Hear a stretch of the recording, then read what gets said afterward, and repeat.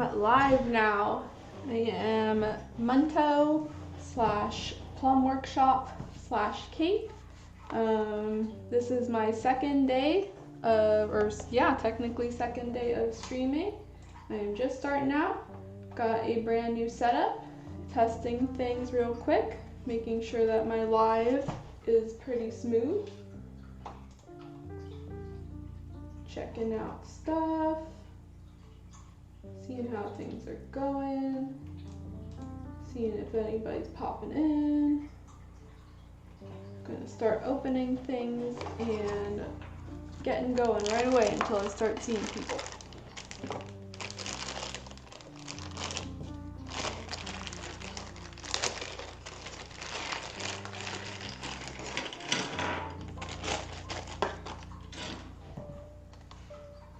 Hello! I see some text from BB, and I'm refreshing to see if there are any viewers besides BB and before I get started, because Twitch is slow and curry. And I'm checking my stuff. No stutter this time. Yeah, we did some adjustments and tried to figure things out, and I am streaming now through my camera, my actual camera, lower webcam. Let's see. Hello. Whoa, my phone. Can you hear me any better?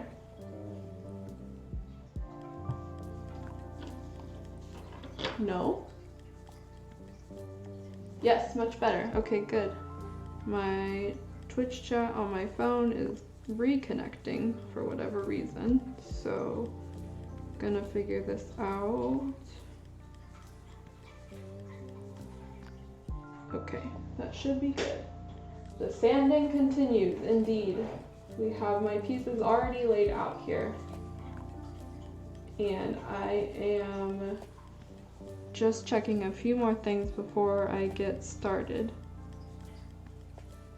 because I do want to show. I thought about doing things, and then I was thinking, oh, my phone, oops. Thought, oh, it'd be fun if I started showing people my kits when I first started out building and kind of go from there. And so right now I'm just kind of messing around and making sure that things are going okay and that everybody can hear me. If you cannot hear me, please type in a comment. That way I will be able to know. In any case, it looks like things are going, sanding's going, and I am going to start talking and sanding. So, hi everybody, I am Plum Workshop. Hi, nice to see you, Hollow. Thank you. I spent a lot of time on this layout before I even started streaming. Just because I was, thinking about doing it for a long time, and I wanted a layout that would go immediately with my kind of style of things that I do. So this is weird. I'm trying to look on my phone, but then I can hear myself on my phone, so I'm getting a feedback. So I'm just gonna look over at my laptop. So hi again. Sorry for all the highs. I'm still getting used to this. I'm Munto / Plum Workshop. I will be sanding today. We did a lot of an intro last time on Monday when I streamed, but I did want to do something a little bit different because I enjoyed showing off my finished work before. So if you are watching this or tuning in, thank you for your support. Maybe you want to learn how to build kits. Maybe you just want to hear me sand or do things. I will be working on all of that today, but I wanted to show off some of my previous builds. I'm just going to do kind of one by one and show how I've improved. Well, not everything today. I'm going to show one kit today and go from there every time I stream. But I wanted to show my very first kit that I worked on because it is an absolute mess. And this is just motivation that you can, keep building and keep working and everything will get better. So let's just go for it. This is my first kit that I ever built. I modeled her after an original character that I used to roleplay. And yeah, she is pretty rough. She's fully painted with acrylic paints. There's a lot of mistakes that happen here that I'm looking at. I tried a lot of new things. She's super dusty and old, but you know, your first kit is never going to come out great. So don't be afraid if you're starting out and you know, you're afraid that it'll look bad. There's always going to be problems, you know, no matter what you're doing, but it's also pretty awesome to look at your work and see it later.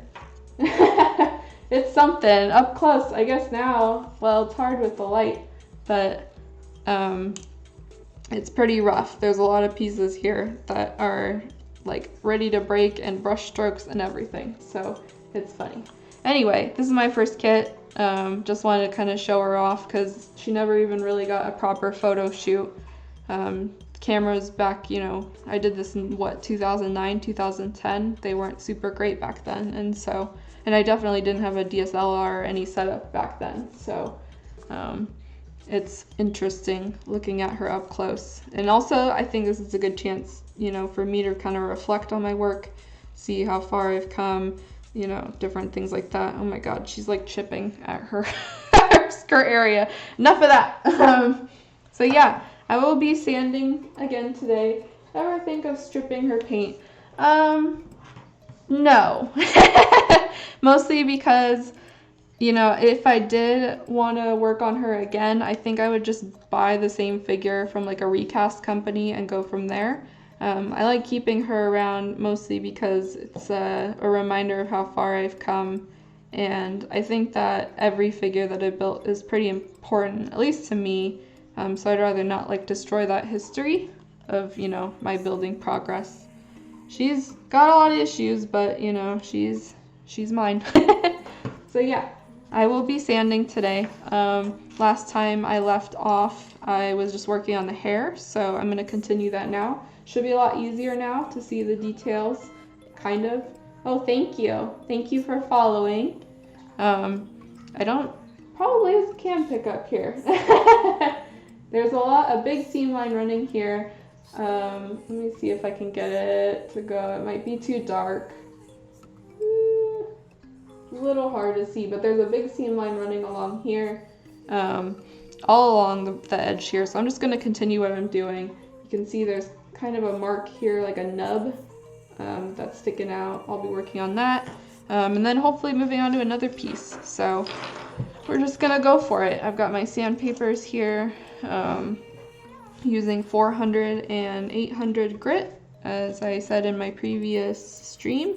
If you see my head popping in and out a little bit, that's just because I am a gremlin and I lean in and I work on my stuff that way. So don't worry about it. You'll probably only see a little bit of my head. I'll try to stay back.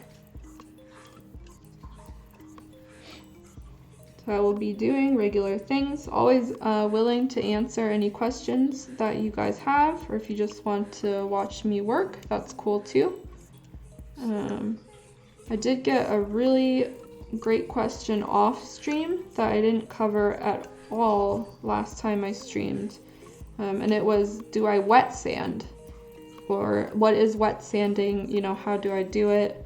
That wasn't the question, but the question was, do I wet sand? And no, I don't. I don't wet sand. To explain wet sanding, you're basically sanding with water as an abrasive as well. So you take your sandpaper and you dip it in some water, and then you do the same thing. You rub your kit and you sand it that way.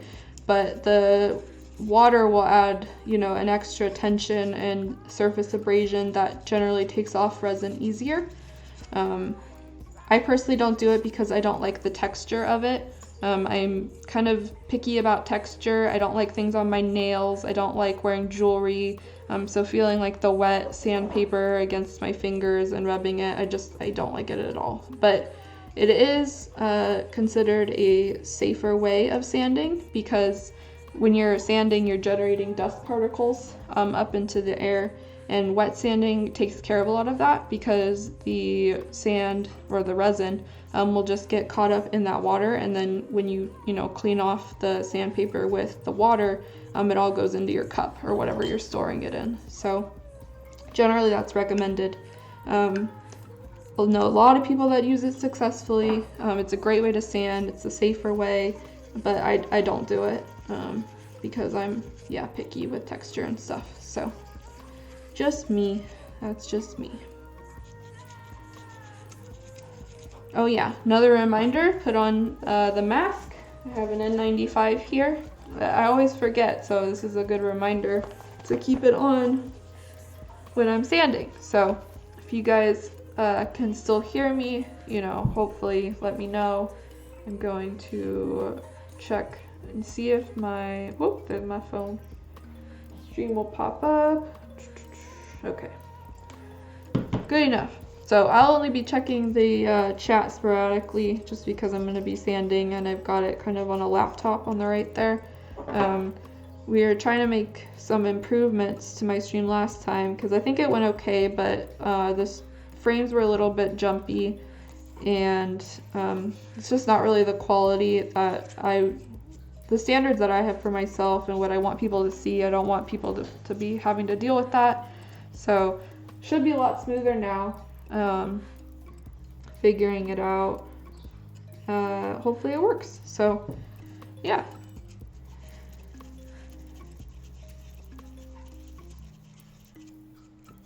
Right now just working on these seam lines that are running all along the hair. They're a little bit deep on this side. And before I finished like kind of one side of the hair, and so today I'll be working on the other side.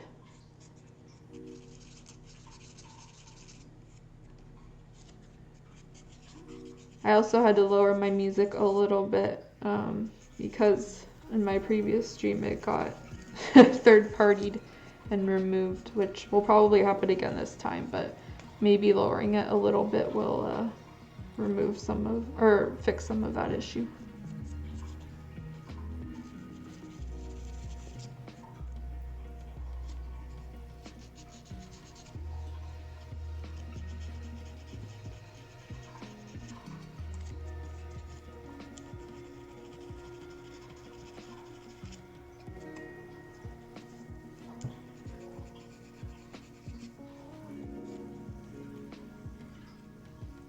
See, this side of her hair is definitely a little more problematic. There's a lot of little dots here, as in like resin has been chipped out, and I can already see some bubbles that are in the edge of her hair here. So I'm gonna go in with a pin vise and just pop them. You guys can see it just kind of like goes in, and there's a little snap, and so there's these little bubbles. Still kind of hard to see, but yeah, they're pretty small. But you can definitely see them on when you're looking at it. A lot of times these bubbles are much smaller. Well, depends. They can be much smaller, they can be much bigger, but it looks like, well, so I'm looking at it up close and there's quite a few more. So usually when you see one bubble, you want to start looking and seeing if there are any other in the area, because you'll probably need to pop them out, and then we'll fill them in with putty later. So I've already got 5 that I see here, just along the tip of her hair. And I'm drilling them out with a pin vise, so I'll be able to fill them in with putty later.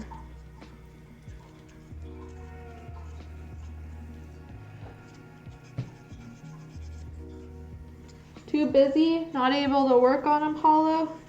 Got school going on maybe? I'll be doing that shortly. So I gotta wrap up all this stuff.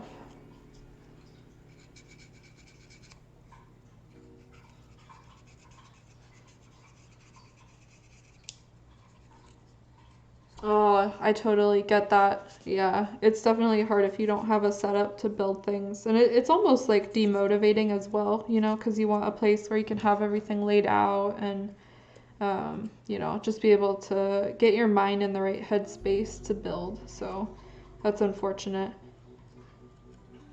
I used to, when I first started out, I just laid everything out on my computer desk and like sanded all over my computer desk, which probably isn't a smart thing, but it's so convenient, because you've got movies or anything you can just sit there and consume while you're sanding and stuff. Yeah, exactly. Yep. You gotta have the right ventilation, have the right mask, you know, make sure that everything's safe. Otherwise, you're just, especially if you like eat, you know, or work at the same area, that's not like super safe if you're, especially if you're gonna be working with paints and stuff. And plus the weather's like not great right now, so there's no going outside and spraying and stuff like that. Yeah, I hope so. Yeah, I hope that you're able to. It's still a good release, you know, but for now, yeah, if you're taking care of your health and making, you know, or your space is too small, probably best that, you know, you wait a little bit. All right, I'm just sanding off this big nub here that's kind of along this hair piece. So that she's got her base hair here, and then there's these two little hairs that stick out. This kit's hair is actually quite rounded at the edges. It's not necessarily something common or uncommon, it's just the style of this kit. So when you're sanding hair, you want to kind of be careful that you don't over sand, because it's really easy for the pieces, the end tips of the hair to get rounded. But for this one, I'm not quite as concerned, just because like this mold is already pretty round, and she's got hair chipped off. So when I go in and correct that, you know, I can get it as round as I want and it won't be an issue.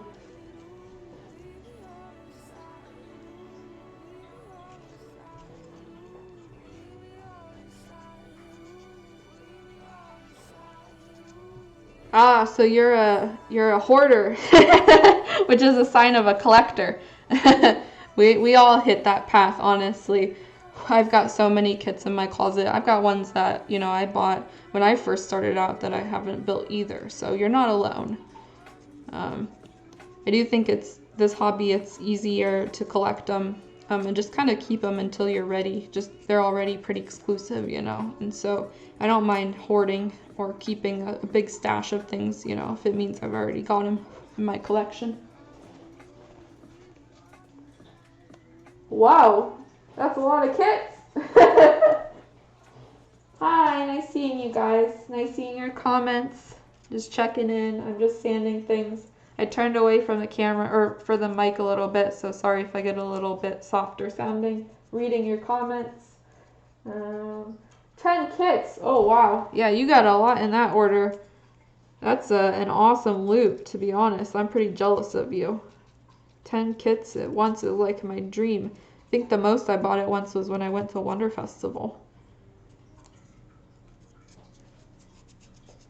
Yep, that's my problem too, Hollow. I just like end up buying them because I thought, oh my god, this is like limited and so cute, and you know, I don't know when I'm gonna build it, but it's chibi, or it's just got cute eyes, or the pose is cute, and I gotta have it.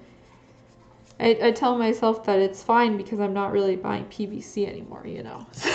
So if you're just buying kits, then they store easy and no worries, and they cost like less now than a PVC figure. Oh, my favorite kit? Oh my god, that is an extremely tough question. I'm not quite sure I can answer that. Just because there's so many different styles that I love, so many different sculptors that I love.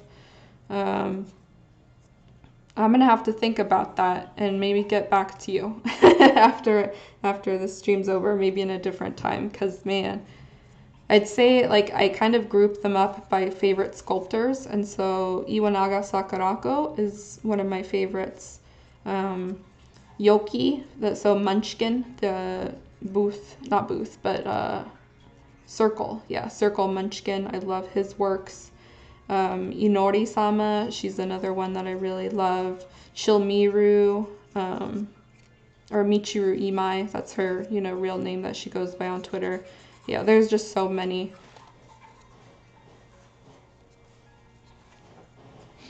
It's hard to pick, you know, and that's the great thing about kits is that you can really just find a style of artist that you prefer. You know, it doesn't necessarily have to be, you know, uwu anime style or uwu anime figure. There's so many kits that I've purchased that are just like, the sculpture is so unique or different, or it's slightly more realistic. You can buy monster kits. You can, any of that is available when you're working with garage kits. So that's just one of the great things about them. Yes, ooh, anime. Or lots and lots of bikini figures, There's always those too in garage kit form, but not really my style, so.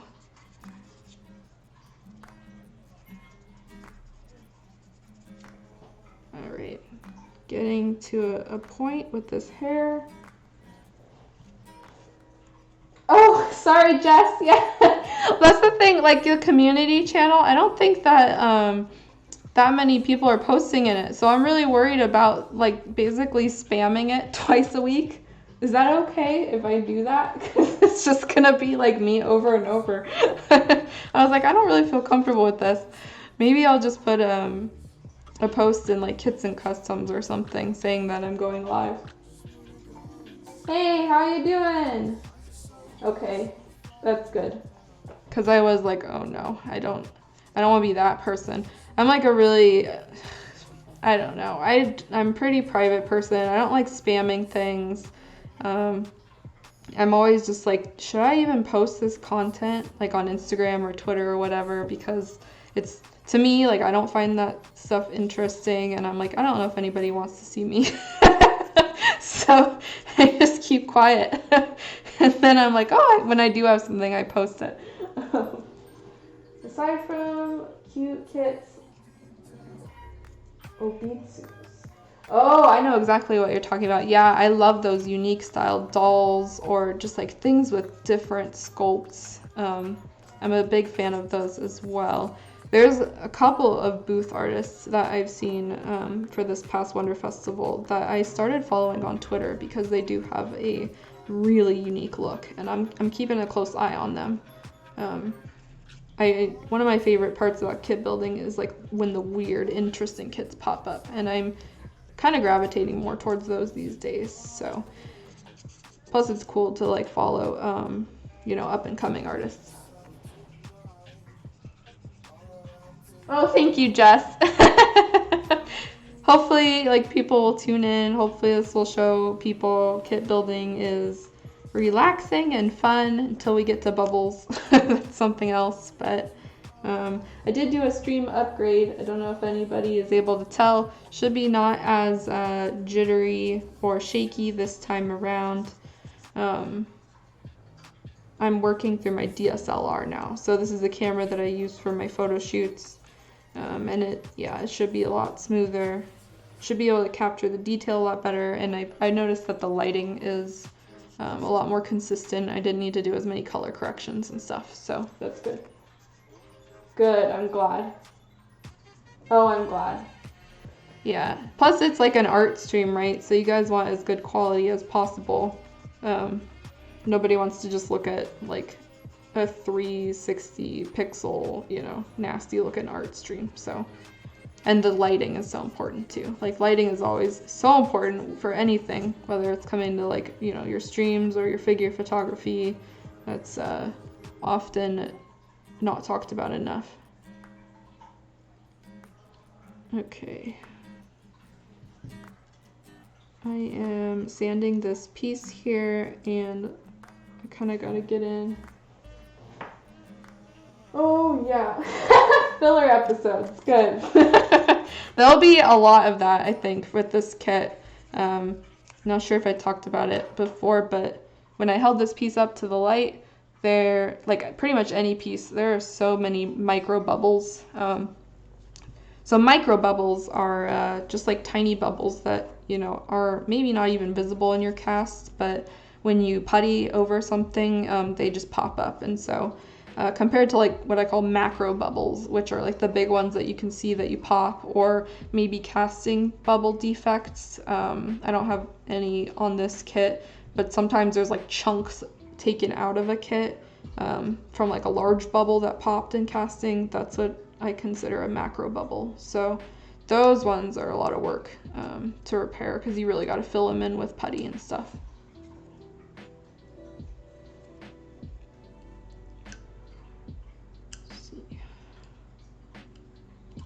Oh, just uncovered a rando bubble underneath this nub, so that's interesting. That happens too. Sometimes you're just sanding and then like a bubble pops up and you're like, okay, I didn't expect that.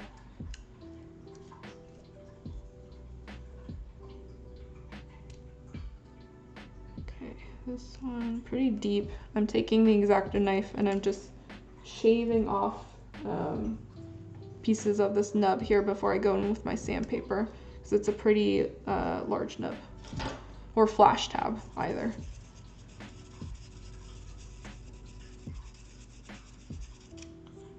Can you guys still hear the music at all, or is it too quiet?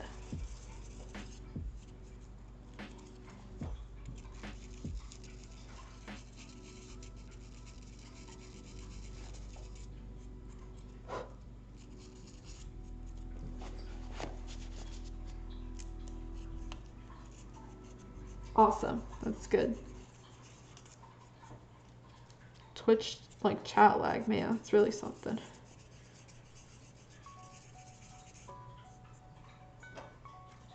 This is the same like soundtrack that I put on just my Discover Weekly as Monday, but I wanted to go through it again just to hear things one more time. I usually go through it a couple times a week, and then if I'm feeling a song, I'll add it. Besides Garage Kit's music, and like indie music is actually one of my huge passions. I listen to music almost all the time, always finding new artists. Really miss going out live, seeing live music. Been listening to Daft Punk all day today in honor of their, breaking up. Wasn't really a huge Daft Punk fan, but they've definitely got some bangers. And like a couple weeks ago, my friends had a movie night and we watched their visual soundtrack to one of their first albums, and that was awesome. The Interstellar one. Such a cool like reminder of what the 2000s were. Yeah, I really enjoyed it. Oh, I'm so happy.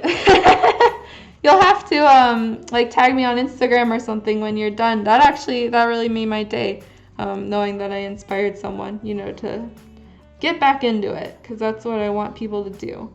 Always need to see more faces in this hobby, more people inspired. I always end up seeing the same people, so it's, I want to see new faces build, new builds, new figures, finish your old ones, start new ones. It's always great. Work on your Gundams. I don't really care what you work on, it's just a time to hang out and do stuff.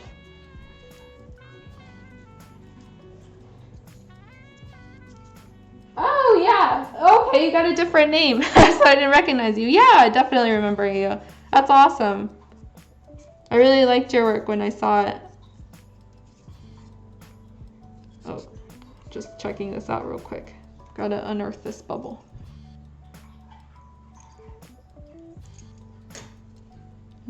Okay, bubble's good. Yeah, man, Twitch names, they go so fast. I was really lucky to end up getting this username. It was actually quite a surprise when I was like, oh, I'll make a Twitch account, and Plum Workshop. And I was like, how is this not taken? Because for whatever reason, like Plum Workshop is taken on a couple of other ones. There's like, I forgot what I looked up one time when I was thinking of making, my name. And there's another very similar kind of artsy channel / website called Sugar Plum Workshop. But it's like, I think some like older lady working on dolls or clothes or something else. And so I was like, well, that's not really what I do. And I'm different enough that people won't make the mistake of like, switching us up. So Plum Workshop it was. It's actually kind of so the way I got my channel name and why I decided on Plum Workshop, in Japanese, I'm trying to like find a good way to describe this. In Japanese, Plum is Sumomo. And I had a character in high school, not an original character, I just kind of doodled her all the time, but I named her Sumomo. And so when I decided like making on the mascot of my, workshop, I thought, oh, Sumomo would be like a great one because I know her and she's familiar to me. And then I thought about it, and in Japanese, Plum Workshop is Sumomo Kobo. And to me, that like sounded really nice. It just kind of rolls off the tongue. I never use like the official Japanese name at all, but it just, like, to me, it just felt right. So that's how Plum Workshop was born. Little Sumomo is on the bottom left. I really haven't changed her like art in years. So I don't even remember who drew that for me, but she's getting a lot of like use out of this photo. I really gotta like update and find some new artists who will draw her. And so she also has that little plum in her hair, like that plum hairpin. It's like a plum flower. So fun times. Backstories. Did not think when I drew her so many years ago she would end up, the mascot of my blog when I'm an adult working on this stuff. But here we are. Okay, there's also, oh wow, there's a really annoying nub right here. I don't know if you guys can see it. I'm poking at it with my X-Acto knife. Yeah, so I gotta dig that out. It's kind of stuck between two hair pieces here, so I'm gonna have to cut it with an X-Acto knife and then sand it out. I wouldn't even say this is a nub at this point. This is just like excess resin that got stuck here. Hey, thanks for the follow, Brandon. You watching my stream? I am just building. Oh, you art too, Hollow? I'll have to check you out after. Or maybe in the Discord, post some of your art in the art channel, and then I'll take a look at it, because that's, it's reserved there. Just tag me, or even just send me a DM on Discord, and I'll take a look. Always love supporting new artists, checking out, following people, so. Wow, this is a weird nub area. It's got like a bubble in it as well. What the hell? Okay, so I'm just digging out this nub real quick. I'll probably come back to that later. I've got some other stuff I want to work on here. And I'm gonna bring out my cloth sandpaper as well. So those of you who watched my stream on Monday, this is a piece of cloth sandpaper, and so it's got a textile backing, which makes it super flexible. And I just attach it to an alligator clip, and I use it to sand in between crevices, and figure out things. How do you get a sub badge? I have no idea. You're gonna have to ask KaraiGecko, twitch.tv/KaraiGecko, my husband, because is that an affiliate thing? I'm not even an affiliate yet. This is literally my second day streaming. So I don't have anything fancy at all going on with my stuff. I'm just like here hanging out, and we'll see. I think people get crazy animations and floating thingies all over their Twitch streams. I don't follow like any Twitch people at all, so I'm sorry I don't have anybody to shout out to besides my husband. It's the only like Twitch one I know. Sorry. Yeah, that curry with rice. Oh, not KaraiGecko. See, I can't even get that right. Twitch.tv/curry with rice is my husband's Twitch. That's the only one I know, but I don't even know that. What was I saying? Do I have a different Discord channel than the figure one? I don't have a personal one. It's something that I thought about doing, but oh my god, to me that's just like, I don't know if I'm ready to have my own like personal garage kit channel where people hang out. I actually don't really hang out in a lot of garage kit groups. Most of the ones that I hang out in are just regular figure groups with a garage kit section. A lot of reasons why I don't hang out, in those sorts of groups. I prefer to just talk with individual artists instead. So I do follow a lot on Instagram though, so I've got a whole network of people that I follow, but in terms of like Discord, figure building Discords, I don't do it. Let's see.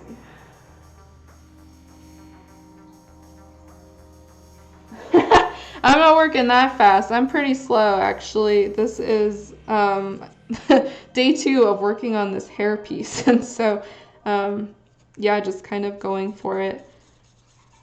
Definitely doing all of the initial sanding first because she has a whole bunch of issues in terms of bubbles. So I am going to cover all of that first and then do all the rest later.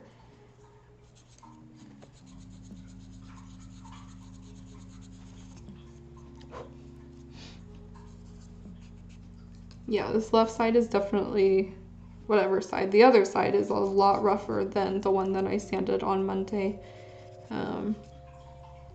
Way more bubbles, way more dense in the resin. Let's see.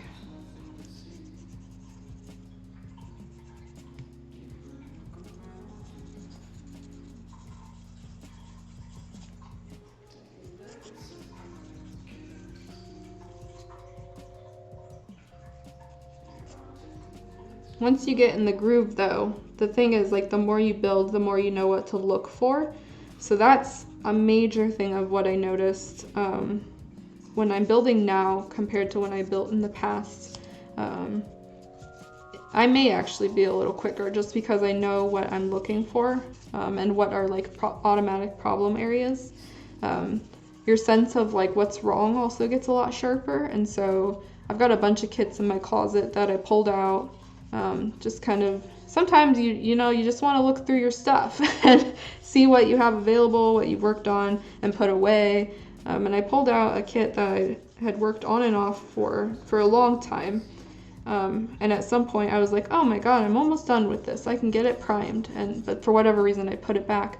I took her out again and there are so many things wrong with that kit that I didn't notice. That I was like, I have so much more work to do on it. And so your standards get a little higher the more kits you build. But at the same time, you know what to look for to correct. So. Oh yeah. Yeah, that's what I was saying before. Like I know a lot of people use these electric tools and stuff, and it's just, I don't know, I haven't really had a chance to ever want to work with them. I really like the feeling of just sanding with my hands, and so I just do the good old-fashioned sanding way with my hands. When will I get another 8 hour? Oh my god, Brandon, don't even. Never again. Unless you're in the front, and then I'll just poison you with more resin. Basically, like, I used to go on car trips with some friends. Brandon's one of them. And at one point we were driving to California and I sanded for like 8 hours in the back of that car with the window slightly down, poisoning everyone in the vehicle and getting resin everywhere. That's actually my Foss and Cinnabar kit, the one that I finished, the Land of the Lustrous one. It was that whole golden base. I spent hours sanding that down and oh my god, ruining everyone. Luckily it's all fine now, but there was a nice fine layer of dust in that car. So yeah, don't sand in enclosed spaces. You know, rookie mistake again. That was fun times. I really miss those road trips. I miss seeing people. That sounds even horrible coming from me because I never want to see people, but you know, I do miss seeing people after all this corona.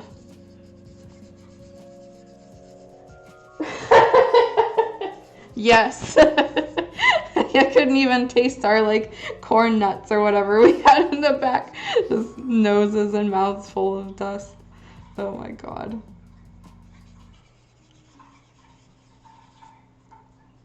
So this hair is looking pretty good. It seems like this side, for whatever reason, is going a lot quicker, even though she has a lot more issues. Probably because I spent most of Monday just like talking and introducing myself. So let's see. Just going with the 400 first, and then going over, so this is the 400 paper, going over that first, and then follow it up by an 800, which will smooth out a lot of the scratches that are put in by the 400. So 400 is still pretty rough grit on resin. Resin's a really soft material, so it's prone to scratching really easily. I use a whole host of sandpaper numbers, so I don't usually use 200 anymore. I used to do that in the past. Now I find it's a little bit too rough on the resin, so I started at 400. Usually just skip to an 800 for sanding it down a little more. And then, gosh, from then on, I usually just stick with 1,000 grit and up. 400 is really only for the initial sanding. The rest is kind of like polishing the kit, making sure it looks good. After I add primer, I usually sand it down again once or twice, depending on how many issues there are, repriming it, and then I kind of buff it out with any number between like 1,000 and 2,000 grit, because you really want to get that primer smooth before you add your paint. Yes, so when I first start out, kind of the first round of this is sanding. And then after that, I'm just reading your comment real quick. Do I fill it with resin? Actually, no. First thing I do is sand the whole kit and kind of notice imperfections. And then I give it a bath. So in short, that'll remove any like leftover casting mold release left on the figure. And then after that, I start filling in imperfections. So we've got like all of these little bubbles here. Definitely, like, this kit is just too small to see them in person or through the camera even, but all of these will be filled in after the bath. If you're lucky, like when you get a kit, you won't have to do a lot of that. Bubble filling can be extremely tedious because you want to make sure you get everything, and then certain putty types will shrink a little, so you got to go in it once or twice, and it's a whole process, which, you know, we'll definitely be covering here. But for now, it's just trying to spot everything. This is nasty junk right here in this hair though. There's like a big bunch of resin kind of stuck in between the hair. And so I'm gonna have to try to dig it out with an X-Acto knife and then sand in the middle. So let's see.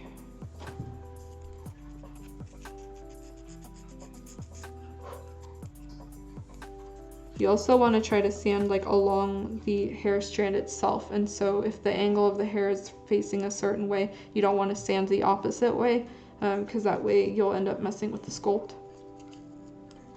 So I'm following the curve of the hair as I'm sanding along it.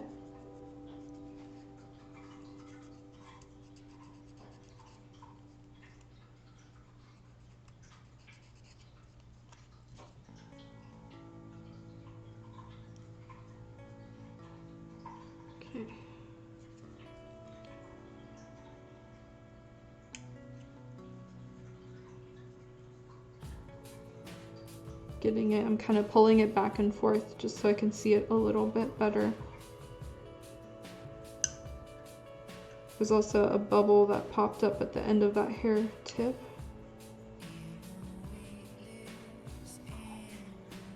There are carving tools available that a lot of modelers use for like sharpening these details and areas, but personally I don't use them. I do a majority of my work with an X-Acto knife. It's just a regular 11, although it's the Z11, so it's like the strengthened zircon tip one, because I decided to give that a try. My X-Acto knives were breaking kind of left and right for a while, so I thought maybe I need a stronger tip.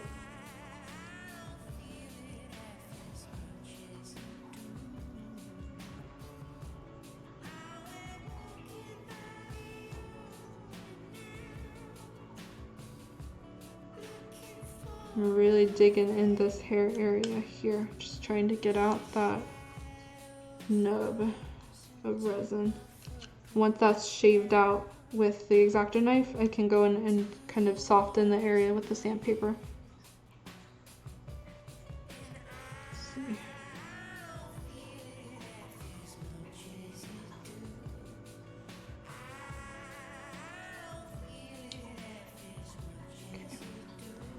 Gonna try sanding it first and see kind of what it looks like. It's a little chunky right now. Okay. No, I'm like leaning in. Let's see.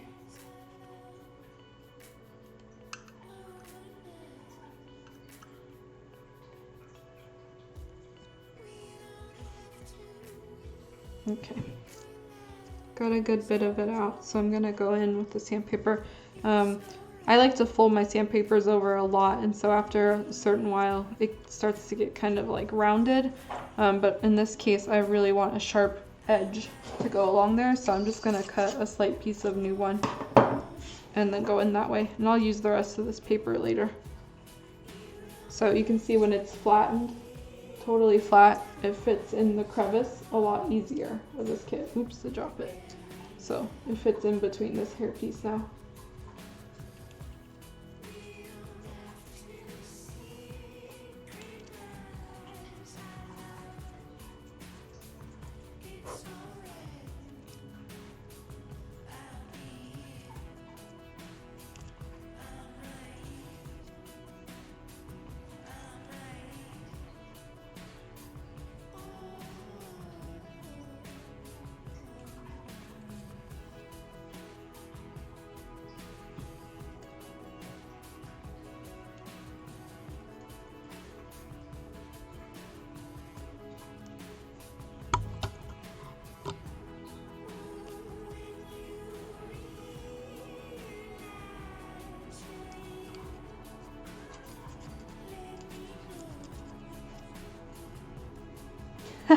Hopefully you can get working on some of 3D prints are a whole other beast too, but yeah, they still have a whole lot of sanding that goes on and smoothing out. Thankfully there's like all of those products that already help make it smoother, but yeah, unfortunately with any print or casts you're gonna have some like prep work that goes into it. Ooh, dug pretty deep in this. Let's see.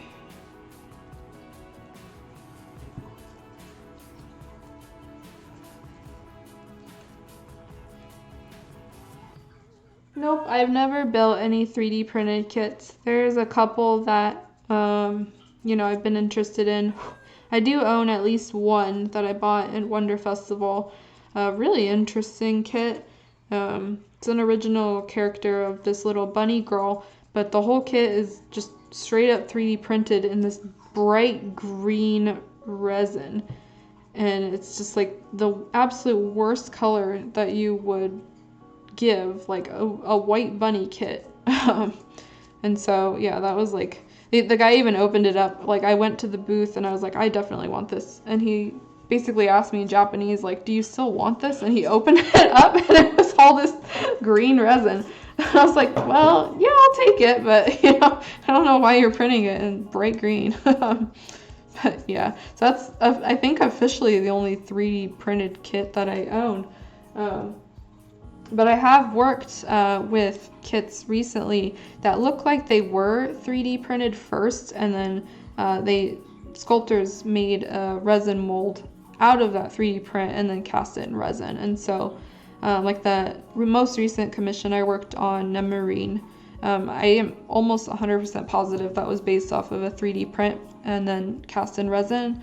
There were a lot of telltale signs of it being a smoothed down 3D cast, just because like the hair had these tiny, you know, kind of print lines running along it. Her like arms had that as well, and so I basically had to go down and smooth all of that. But yeah, I mean, I'm definitely open to the idea of it. I think there's a great future in 3D printing. A lot of awesome prints available these days, you know. It's pretty easy to prepare them. Yeah, like you can get a primer and automatically like it melts it down and fixes a lot of stuff. Just haven't particularly had the chance. I also don't own a resin printer, so that, you know, I'd have to pay someone to print things for me, or get them shipped, you know. I've already got so much, you know, so many kits in my closet anyway.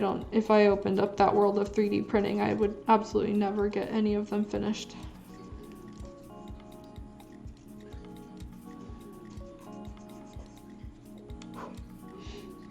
Still working on this hair piece, but it's looking a lot better now. There's a very clear definition at this point between like the back of her hair here and this little hair piece that moves forward. You can fit a sandpaper piece under it now. There's a little bit of resin chunk that I do want to dig out from the side that's still there. And then I'll go in, you know, with the sandpaper and smooth that down as much as I can. Let's see.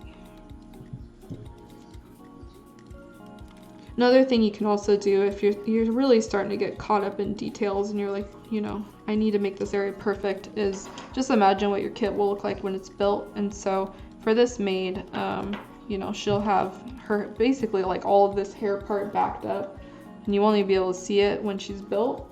Hard to lay it out here. But yeah, so like you won't even see the back here. So if there's like, you know, a tiny scratch or something, it's really, you gotta decide if you want to even mess with that, because nobody's gonna see it. It's not even visible. In this case, it looks like you will be able to see it, because when she's fully built, this hair piece will still be sticking out. So you can also see the hair is, I guess it kind of fits. Usually fits better with the figure face on it. So, oops, that's me number one dropping things, but I caught it. Let's see. So yeah, you can kind of put it together. You can see she's got a lot of work that needs to happen. Kind of along the edge of the hair here, you can see this hair is really sticking out, which it shouldn't be. Whereas this side here, it's a lot closer fit. And so, yeah, I'm gonna either have to live with it or sand down this area so it's a little bit smoother and matches. I may also, when she's fully built, putty this line here and this line here so you guys can see what that looks like, and eliminate the seam line, so it'll give the illusion that it's just like one long batch of hair. I probably will end up doing that. It's been a long time since I've done that. It's kind of an extra step that's pretty annoying, that makes your kit look a lot nicer, but nobody really wants to go in and putty and paint again once their face is like fully painted and stuff. So we'll deal with that later. Let's see. Get a drink real quick.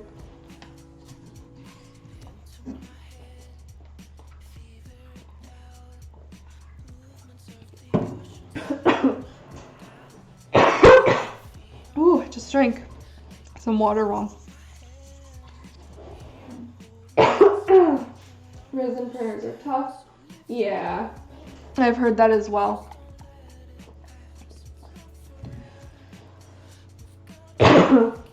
Definitely okay. Not inhaling resin over here. Yeah, I've heard that as well. I've got a friend that has a couple of resin printers, and he said the majority of his time is like spent making sure that they're online and printing, because they just have so many problems.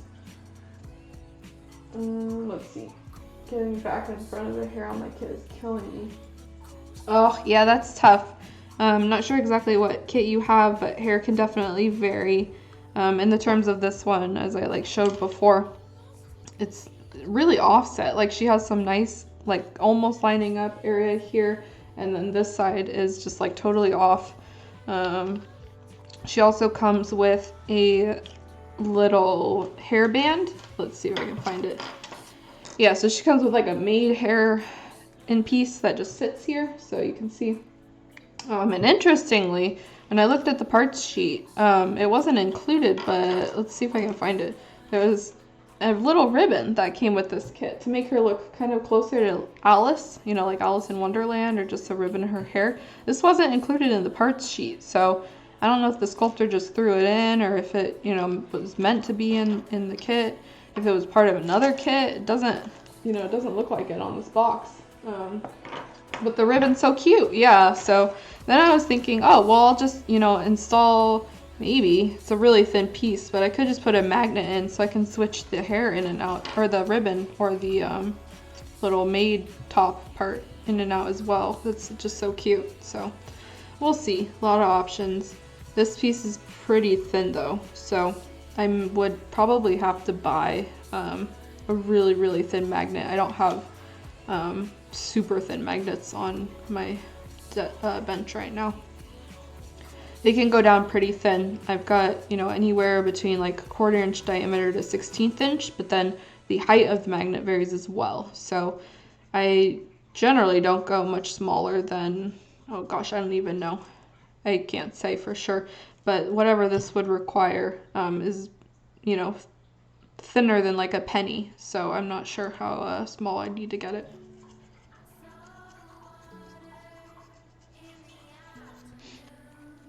I do like the idea that she would like not fully be a maid, you know, she could be just like wearing a maid outfit and have a cute ribbon. I don't really have any like coloring ideas of having her be anything other than a maid, so I'm not gonna go with like a bright blue dress or anything like that. I'm pretty set right now on using like not black, I don't want to go black, but maybe like a nice darker plum for the skirt and the outfit here. But we'll see. Again, like my ideas change a lot.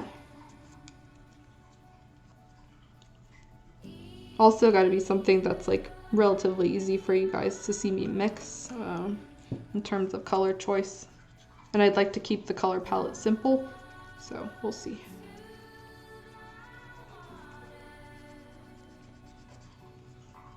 Still working on this hair nub area. Just kind of slowly at this point. Most of the work is done around it, but I'm smoothing it down gradually with the 2 sandpapers.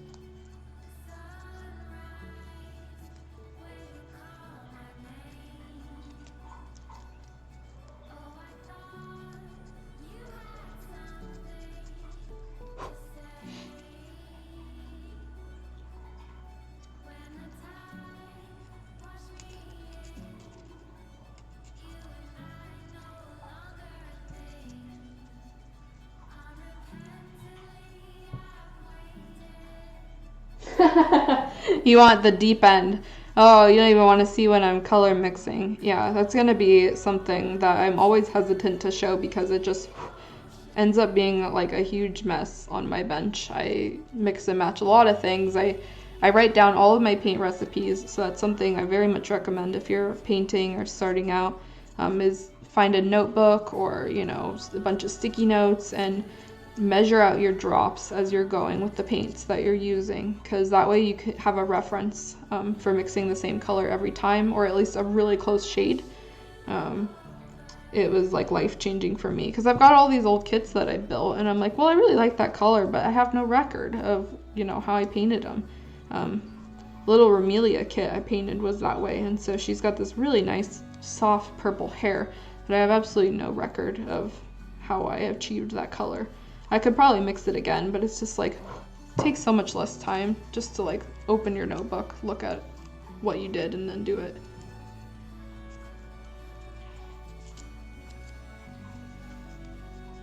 But yeah, I'm thinking for sure I'm gonna cover, at least with this kit, painting like white. Well, obviously it's a Maid, but for a lot of reasons people have trouble with white, and so I'm just gonna show how I do it. Thinking, I don't know if I want to give her like a stockings color or if she'll have like flesh colored, you know, her legs be just skin colored. Face will definitely just be flesh, obviously. And luckily the breakdown's pretty good because you've got like hair color, the frills colors, dress is like one color, ribbon, I don't even know where this goes on here, probably if it's on the back it's white, so white. Her flesh here, and then looking at this like black-ish, and then the ribbon, which could be like a statement color ribbon. That would be really cute if it was just like a bright red or a bright, you know, yellow. This kit is really simple, so it will be nice to have a statement pop in here. Maybe give her eyes and the ribbon the same color. I do that a lot. I try to coordinate things. And then her legs are kind of whatever. I think in the stockings photo, she's like all white, so mostly white. So yeah, pretty simple breakdown. Honestly, it'll be a good chance to show you guys how to mix and work with things. Do I airbrush or brush? I use an airbrush now. I do use a hand brush for enamel paint, and so I do all of my detail painting with enamel paint. Everything that I do on the base of the figure is airbrush. So I've got my whole setup here. Got an Iwata HPC Plus. Iwata is just the airbrush brand. So I have that. I have an Iwata compressor, and that's my workhorse airbrush. I use it for everything. I've used it for pretty much like almost a decade now. Yeah. Well, probably not, because like I started airbrushing maybe 2014, 2015, so a little less than that. But it's a high quality product. I've, used it many times. At this point, I've branched out. I have a few airbrushes actually. I have the Iwata, which is the workhorse brush. I have a Badger 2020, what is it, Sonar, which is just basically a fine details brush. So the Iwata is great, but it has a bigger nozzle. I realize I'm probably speaking another language here, but airbrushes have different nozzles that spray either bigger or smaller. And so the Iwata is a great kind of all-purpose brush. It has it has interchangeable nozzles. I usually set it at the 0.3 millimeter. Then I have my Badger one, which I set at 0.2. So the airbrush is a lot smaller, and the spray of flow is a lot more fine. So it doesn't spray out as far. It sprays a lot smaller. So I'm able to get in on smaller kits like this and do a lot more detail than I can with the Iwata, just because there's like the size limitation.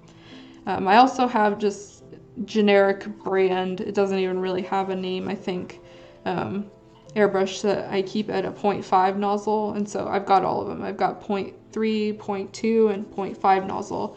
And I keep the 0.5 around because I use it for pearl paint and metallic paint. Those pigments are a little bit larger than the 0.3 nozzle that I have in my Iwata, and so if I try to spray metallics or pearls through them, it will clog up my airbrush. So I use the big 0.5 for all of that detail work. I actually don't spray primer through my 0.5. I know a lot of people keep it like bigger nozzle airbrushes around and just spray primer through them, but my Iwata handles it just fine, and because I'm working on smaller kits, I like that smaller flow of area. So the 0.5 is it literally just sprays like out, all the way out. It's crazy. And so I have to like hold it back and spray like kind of far away because it's just, the area is so wide. But yeah, so all the airbrushes that I have their own use. As for hand brushing, yeah, I do all of my details, painting eyeballs, painting, I don't have an idea here, like, little dots and stuff on the clothes, buttons, really small details. All of those are done with a hand brush. And I've just got a whole boatload of them. Let me pull up I've literally got like a ton. These are crazy. There's like a mix of makeup brushes. There's a mix of like nail art brushes. There's all sorts of brushes that I've used and abused that are clearly of no use anymore because they're just like fraying everywhere. But I like keeping them all in a cup, and they all have kind of different purposes. My absolute favorite one, let me see if I can pull it out. It's my red one, which I probably actually did buy a new one. So this is my favorite brush. It's pretty small size, but I use it pretty religiously on all of my kits. Followed by, let's see. I use this one for mixing a lot. As you can see, it's frayed out pretty badly. I use this so much I don't even have like the brush size anymore. But yeah. So yeah, I mean, I've got a couple of like really handy brushes that I use almost on all my kits. I usually gravitate towards the same ones, so I try to take good care of them. You gotta clean them and make sure the bristles stay good. You don't dip it too far in the solution, but even then, with so much use, they get used. So I try to keep like a spare one around and then eventually switch it out. But yeah, we'll definitely cover all of that later. Airbrushing will be a whole different setup too, because I got to get my hood up. Airbrush hood. It's basically a setup that you put on your desk or you have installed in your room, and you spray into that booth, and so all of the spray that goes out of your airbrush and any extra paint gets sucked up in that booth, so you're not breathing in fumes. It's taken out of your room through like a series of pipes or out your window or something. So I don't have that set up on my desk right now. I have a portable one that I can put up and down, but I've been doing a lot of sanding lately, so I just need the space to spread out. Once that's set up though, I'll need to switch this camera setup and have it like focused inside the booth, because I'll be spraying inside that spray booth. Still working on this hair. It's a lot sharper now though. I've almost got it where I want it. Looks like I made a cut that was a little too deep, so I'm going to try to smooth it out a little bit.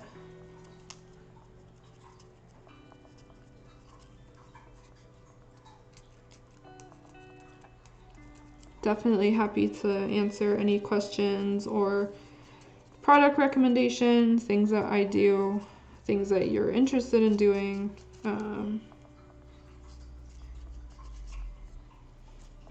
I have a lot of experience with, materials, but I also don't purposely go out and buy new ones just to try it all the time.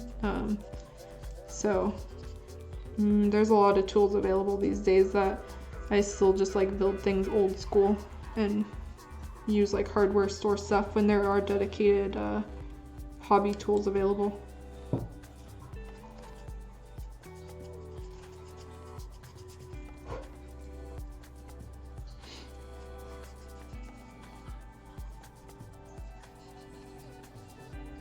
This hair piece too, sometimes you get, I don't know if the camera will show it, but when you're gliding along a piece, your kit will cast shadows, and a good way to tell if you're sanding in like the right direction or if things look right is if the shadow looks like right.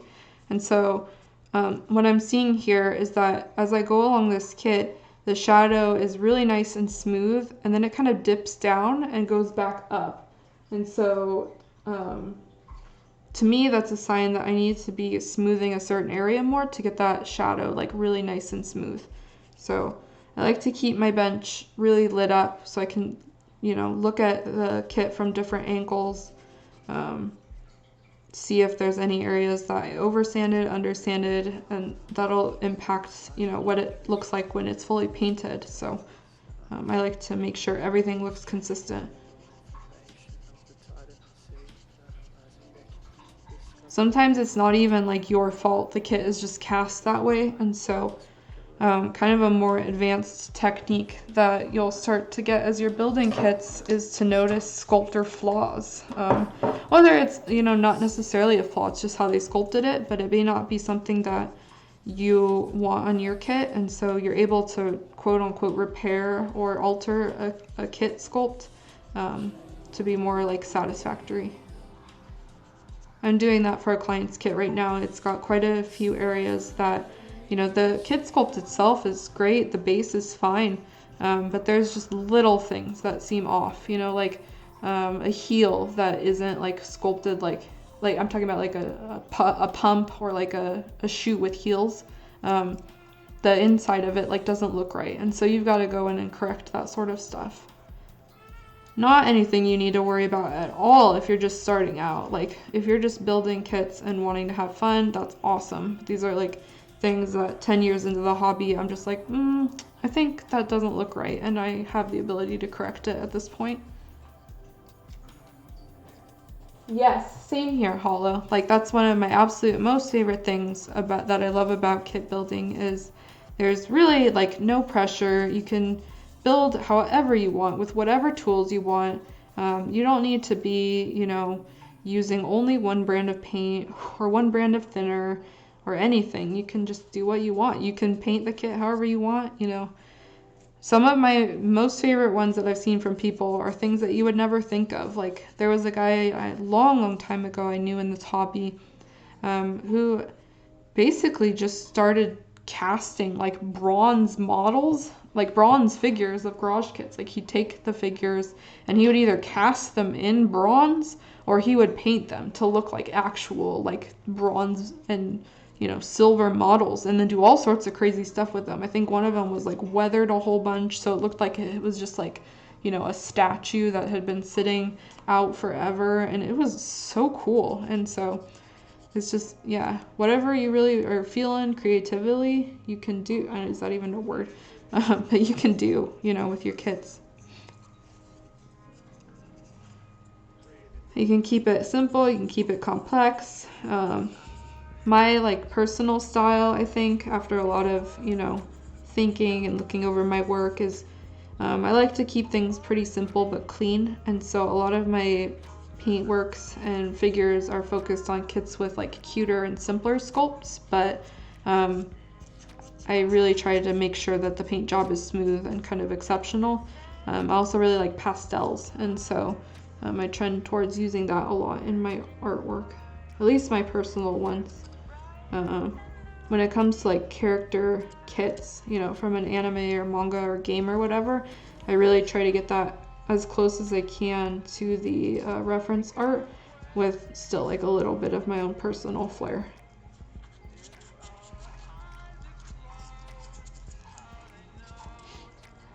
Okay, I don't know why I'm using this paper here when I should be using my cloth one. So that's another handy use of the cloth, is you can get in these basically crevice areas and just go really quickly along it. So I literally just threaded it through here, and now I can go back and forth. Yeah, there are tools that you can use to help you with this, but I like just attaching it to a clip because then it's a lot more like flexible. If you have two alligator clips, then you're just kind of like holding it and it's just only one straight line. So let's see.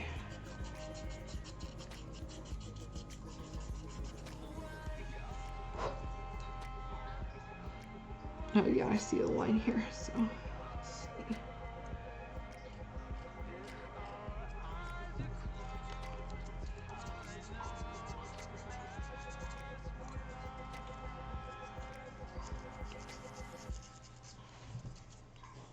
This song is okay, but oh, did I just finish it? No, it's like only halfway done, so I am done with it. Moving on. I swear that song always comes up on my Discover Weekly, and there's sometimes like artists that come up on my like release radar, which is like Spotify's release on Friday that tells you what new artists have singles and stuff that come out. And I get the same artist every single week, and every single time I say, I don't want to hear this dude, and he just keeps popping up on my feed. So maybe Spotify changed their algorithm or something.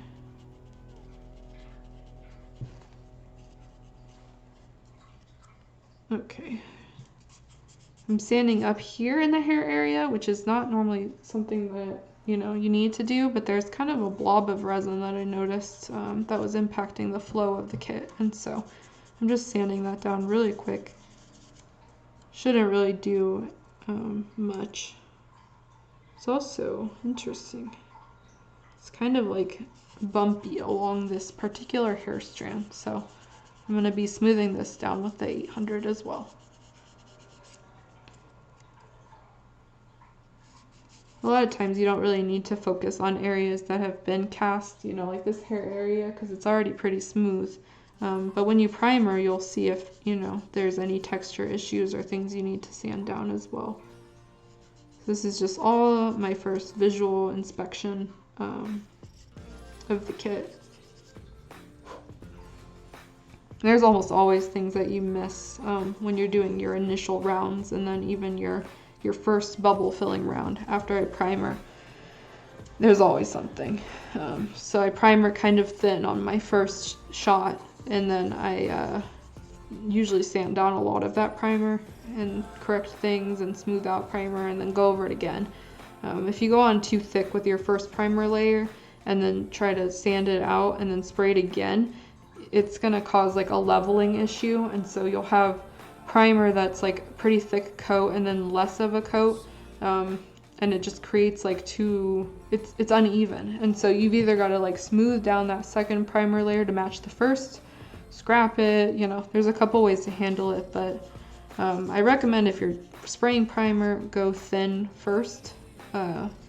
Figure out what, you know, you need to sand down, and then after that go for it, because nothing worse than like putting on a really thick coat of primer. Oh, and overspraying your primer.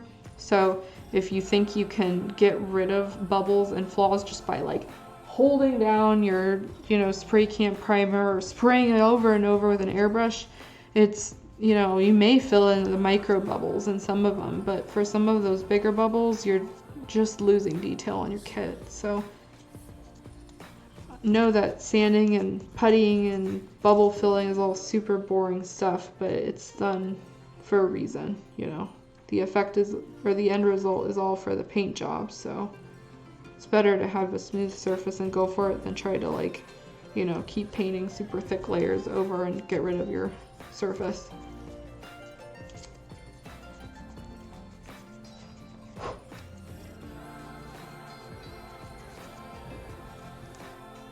I feel like I've been on this area for like half an hour at this point, but it's actually looking really great. It's almost done at this point. There is, let's see, so there's a couple scratched areas up here, a little above the hair. That was probably because I was digging pretty far into the 400 grit there. So yeah, it's all smoothed out now. Let's see.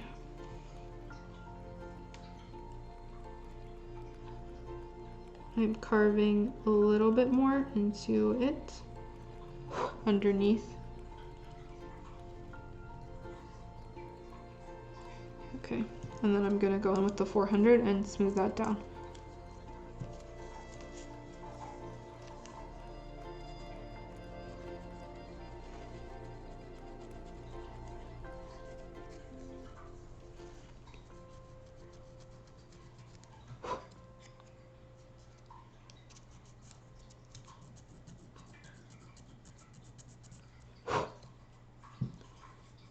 Had to take off my mask for a little bit and just blow this resin out.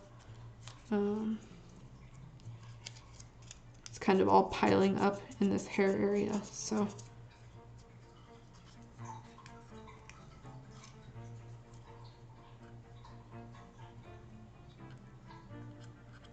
Okay, I'm gonna leave, actually no, I'm not gonna leave it alone. I'm gonna sand it a little bit more and then come back to it. Sometimes I leave an area just so I can get a fresh look at it a little bit later. Yeah, okay. So let's see. Oh yeah, so there's a big seam line that I missed. Over here, actually, let's see.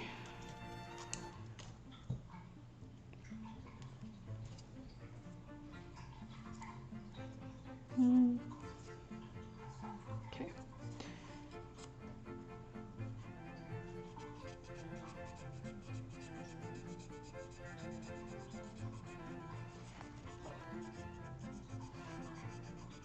Just sanding along here. It's on a kind of a curved surface, so you don't want to go too crazy with the sanding, otherwise you're gonna end up losing that detail. I'm just turning the alligator clip the other way so I can brush off this extra resin. Okay. And also, like, being left-handed, I have to kind of reverse things sometimes, so it's easier for me to hold the clip this way. Yep, okay, so it's a lot cleaner now. I don't know what I did before cloth sandpaper. Like, I would just take this and try to scrape along the edges, but it's a lot easier.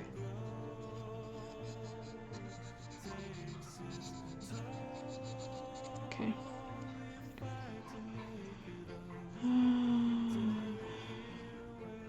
Looking pretty good at this point. There's some scratching on this bottom hair piece, the very far left of the hair.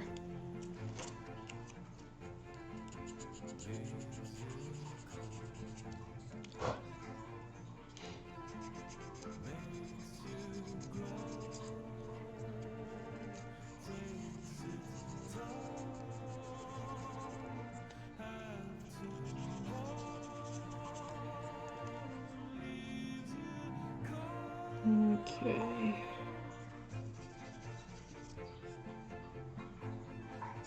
See a little bit of markings here. At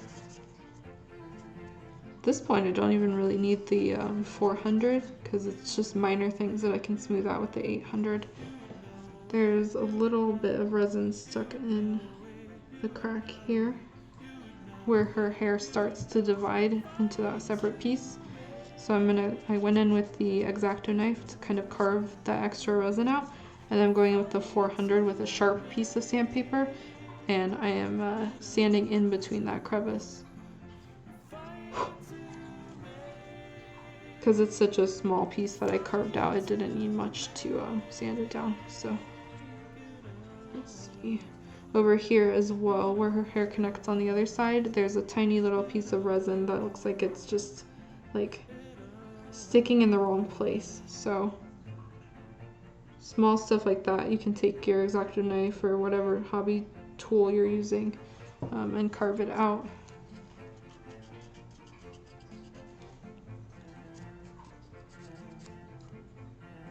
Looks like there might even be a bubble right there at that joint between the two.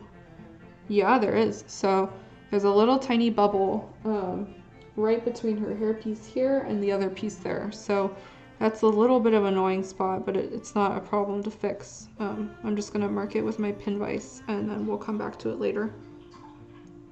Sometimes you get that too. The bubbles are just in the worst spots and you're like, oh great. Okay, taking another look. Looking along the edge. This cast is interesting because there's like seam lines that run along it that are still, like the piece is smooth, but you can see where the seam line was. So I had that problem before on Monday too, where the resin is kind of a different color at these edges of the tips. So this song's weird too. I'm not feeling it at all. Let's get that as well.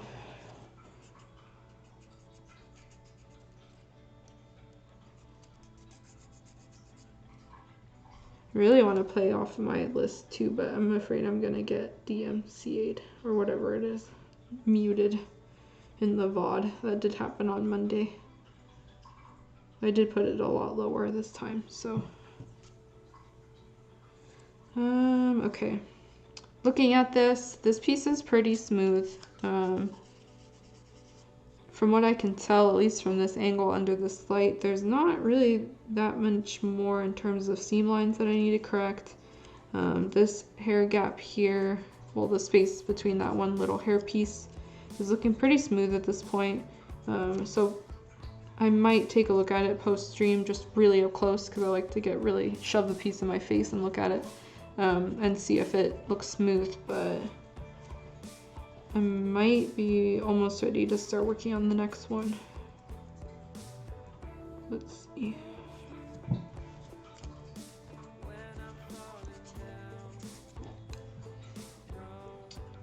Yeah, it's looking pretty good. Okay, let me smooth this.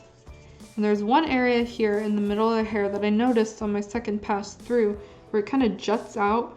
This is one of those weird tabs that's a different color, and so you're not really going to see this at all when the kit is built because she's got her hair on and then she's got the little attachments that come with it, but I'm going to carve this piece out and smooth it down just because sometimes you don't know if when you're pinning and stuff what extra stuff will impact an area. I might even need to putty this later because it's digging pretty far into it, but we'll see. Yeah, you can kind of see that it's not fully straight here, and so there's this like dip that's happening. Not sure if that's intentional or if it's part of the casting. Let's see. Actually, I don't think it will probably matter that much either. So test your pieces often, like put them in and see if you'll even need to, mess around with that area. In this case, I don't think I really will because you're not going to see it when the kit is built, but I'm just smoothing this area down.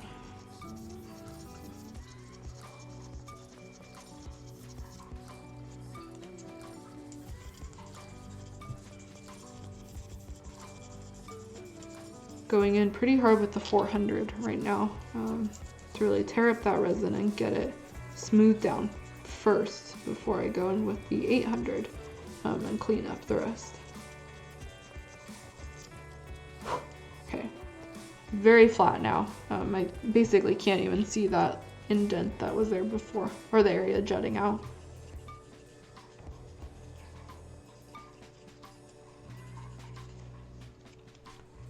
Okay, give it another blow with the thing and then sand along the top because there was a little indent I saw, like a scratch. So I want to make sure that's totally smooth. You can go in, you know, with some putty and fix that, but I don't think it's needed. The kit is still really rounded. Basically, you don't want to over sand so you get like flat areas. You want the hair of all things to be really smooth and circular, at least for this kit. Get my... Have I ever used a Dremel to smooth or cut in detail? Yes, I know what you're talking about. Yeah, you are thinking the correct thing, but I personally don't use a Dremel. Oh, drop in piece number 2. Because like the kits I work with are so small. I did have a Dremel at one point, and when I was building, like in the beginning, I used it, and it's just like it works way too quickly for me. It over sands things. I really messed up a kit when I used it, so it's partially due to my own inexperience, but it's a very, very useful tool if you're working with like larger models, you know, 1/6 scale or larger, or, you know, 3D printed things like 3D printed weapons or other things. But for the price it's at and like the attachments and stuff, and plus it's like really bulky, it just wasn't working for me, so I chose not to use it. But yeah, if you ever see a Dremel like on sale or there's like a Slick Deals or something, consider it because it is a very useful tool. I use it not for like figure building, but for other things. Okay, I am looking at this piece now. I'm gonna put her face on again and kind of test the hair and the ribbon. Okay, so putting this down, like there is a slight indent in the hair. They probably can't even see it on the camera. It's not anything that will impact the final appearance of the kit, so I'm not too concerned about it. So at this point, I'm just going to set this hair piece aside. I might come back to it later, but for the most part, I am happy with how the sanding is going on this one, and I will consider this piece done after I finish just clearing up this one little area. I noticed that it had a small indent in the resin, and I wasn't happy with how that shadow looked. So yeah, smoothing that one out. This looks pretty good at this point. There is this hair area here that just was causing me so many problems. But I got that bubble that was in that area drilled out, and so I'm just gonna leave this alone for now. Like the more you look at it, and the more you're like, oh my god, I need to fix this and this and this, which may be true, but you know, you always have time. So I am done now. I'm setting this aside. So for the next piece, let's see. Got a whole bunch here. I wanted to just start like at the bottom and so work my way up, but I'm kind of working at random here. So I'm just gonna work on this piece. So this is the next big piece. This is her skirt. And so what will happen is the way this kit is built, she's got her bloomers that fit in the bottom here. There's like a really secure tab or a like hole area that it goes in. And then this back here is actually pretty unique. This is the first time I've seen this on any kit. Usually you've got just like a filled in area here and the piece will just kind of loosely sit there. But the sculptor took the time to drill out this circle and have this connector that fits into it. And so It's very smooth. It fits pretty much perfectly, which is great. It makes pinning a lot easier. For kits, sometimes you get lucky and your sculptor drills, like pre-makes out the connectors for you, and so you can just fit things in. Other times you may get a kit that has like a small indent in a piece, and so kind of like this. Oops, drop number 3. Told you I'd be dropping a lot. There's a hole in the middle here, and this hole is where your pin will go, or your magnet, or whatever. And so it's really nice when a sculptor does this as a guide, because you can just use it and then put your pin or your, magnet or whatever on the other side, and it'll just like connect. So I will be using that guideline most likely. In this case, like, I'll definitely be using these connectors because they fit in pretty snugly, which makes it much easier. There's not any puttying needed. It's a very flat fit. Yep, drop count 3. That's I can't even say how many times I drop my kits, honestly. Like, that's another thing that I hear about resin. Let me take a drink real quick. So, garage kit resin is a lot different than resin that's printed for pre-painted figures. And so I get a lot of confusion from people who are like afraid to work with garage kits because they think when they drop, a resin piece, it's just going to shatter, because the only experience that they have are from these pre-painted like poly resin finished figures. And so any like giant shonen, Naruto, One Piece figure, I think like Sideshow Collectibles, some of their stuff is like resin. Some figure manufacturers do things in resin now. A lot of the resin used in these pre-painted figures is not garage kit resin type. I can't tell you the difference between, like, on the chemical level, what these resin, differences are. But if you drop your garage kit, it's not going to shatter. It's just going to, like, bounce around. And so the worst thing that'll probably happen to it is you'll drop it and it'll fly off somewhere and you won't be able to find it. But don't be worried if you're, thinking about building kits or starting this hobby that your clumsiness is going to break the pieces and just cause them to shatter, because that has never happened to me in all of my years of building. The most that's happened is I've lost pieces, or, I've just dropped them and it's taken me a long while to find. I've got a big nub here. So this is a flash tab or a tab. I covered this on Monday. This is a leftover piece of, no, I don't even know what that is, Brandon. I'm gonna be perfectly honest.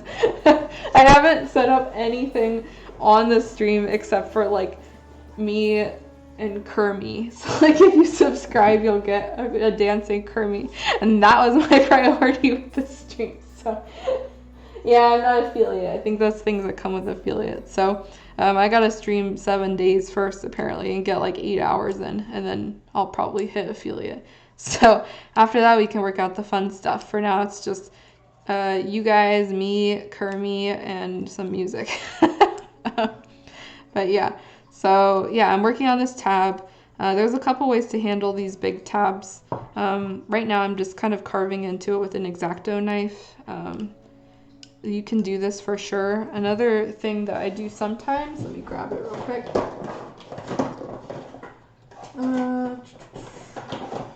Got a whole box of stuff on my left here. So I just use my wire clippers. You can use like nippers for Gundams and stuff, but wire clippers will just take off like pretty much the whole tab. The only thing you gotta be really careful about is that these are strong. See, it took it all off. And so what you don't want to do is clip too far and then end up like ruining the sculpt because you clip too far. Pad the heels of your kit. Oh no, that does suck. Yeah, it's okay. So like really delicate pieces, or if you've got a super hard floor, if you drop it too hard, you can break things. But I mean, that's kind of true of a lot of things, right? Especially, these are soft resins. Unfortunately, if things do hit an angle wrong, there is damage that can happen. The worst, I think, that does, and it happens to all of us, is when you've been painting and you drop your painted piece. Like me, I have a mini panic attack every time I do that, because chances are like you might end up scratching something, some paint might chip off. It's a lot easier with lacquer, like to not have those pieces chip off because it's a stronger paint, but even then, like I've dropped a piece from pretty high and I've just had the paint come off. I also had a case, oh god, one of my worst cases was when I was painting a kit for a client and I had this really delicate hair. I had finished the hair piece entirely. It was sitting on my desk, like ready to go. It was all flatted down, ready to assemble. And for whatever reason that day, my cat chose to jump up and knock it into the garbage, and it broke the tips of the hair off. So I had like a mini breakdown moment. It's like, oh my god, you spend so much time building a kit and getting it perfect, and then even in those last moments, you know, things can happen. You can drop it, and you gotta repair it, especially if you're working on it for somebody else. You know, it's a tough moment, and you're like, oh my god, all my work, you know, this just sucks. But it's easy. Like the thing about kits is that you can really fix anything. And so what I ended up doing was just drilling a pin in between those hair pieces and puttying it back up again.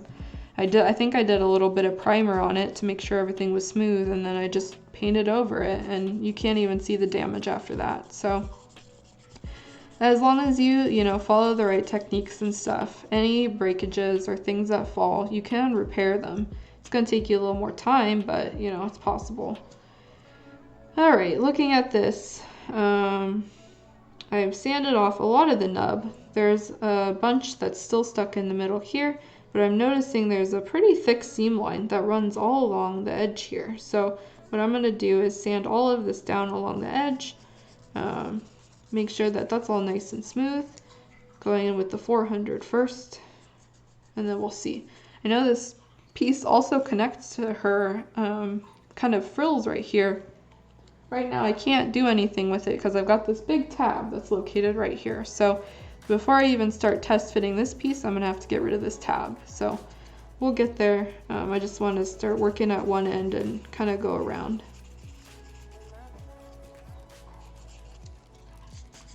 I do want to carve off this nub though, because it's annoying and getting in the way. So now that I've got it off with the wire clipper, I'm just going to go in real slow with the X-Acto knife and shave it off.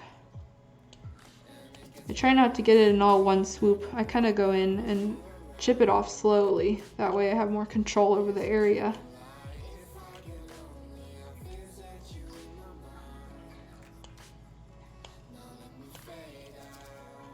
Almost done. If you're getting really close to the edge there, sometimes it's better just to stop shaving it and then go in with your sandpaper to make sure that your surface will be the same smoothness as the surrounding areas. I'm also working on a paper towel here, but it's got all sorts of like resin and junk on it, so I'm just gonna wipe it in the trash right under me. It's a good way to keep your workspace, whoa, touched with my knee. Good way to keep your workspace clean. So let's see. Now I've got a mostly smooth area. There's a little bit of a ridge happening here because I didn't shave off all of it with the X-Acto knife. So sometimes I just feel like getting pretty close to it and I shave off most of it. This sandpaper is not doing me any favors either, so I'm just gonna throw it away. All right, back to sanding.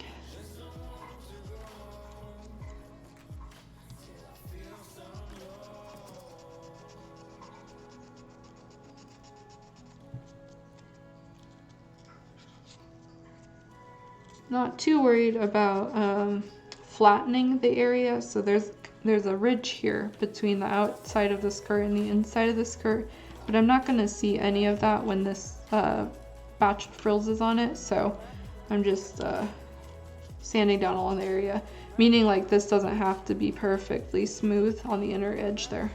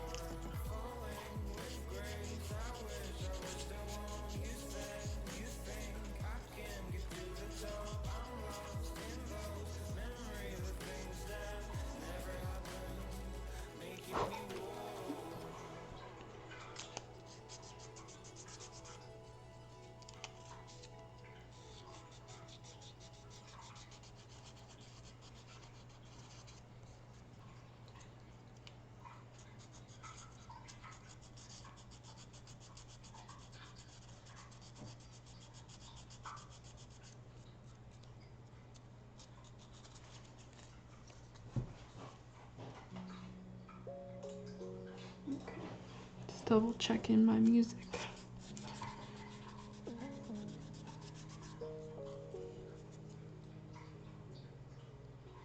What I am noticing is whether or not it's because I oversanded or just because the tab was there, the skirt on the outside isn't very even either. It kind of starts out really nice and then it just kind of juts out.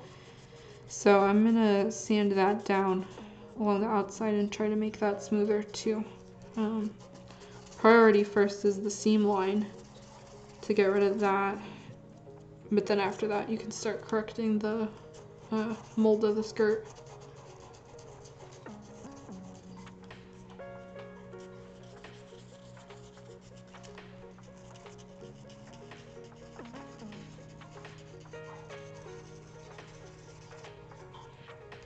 Also, now that the biggest piece is out of the way, this smaller stuff should go a lot quicker. So, because I already did the base before even starting this stream, there's no need to do that. And then the hair is the biggest piece besides this one. Like, that's probably it.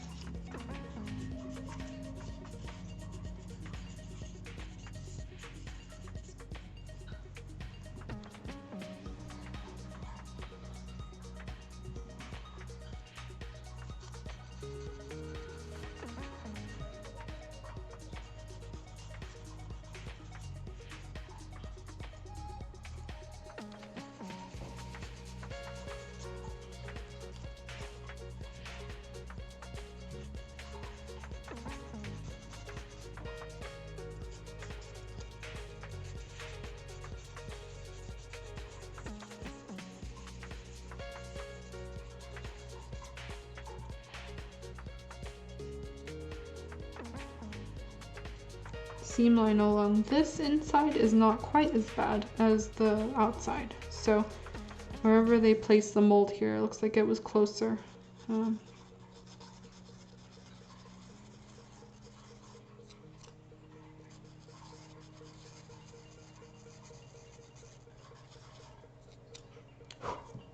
that off a little.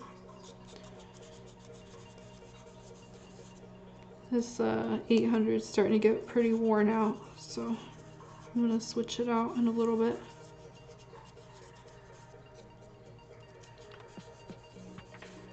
You can just kind of tell when it's not sanding as much off, or it's just kind of sticking and not doing it. It also kind of makes a different sound when like the sandpaper is rubbing along the resin. When it's like a fresh batch, it just sounds quite a bit rougher. Now it just sounds like I'm like rubbing a piece of paper against it, and so it's not good anymore.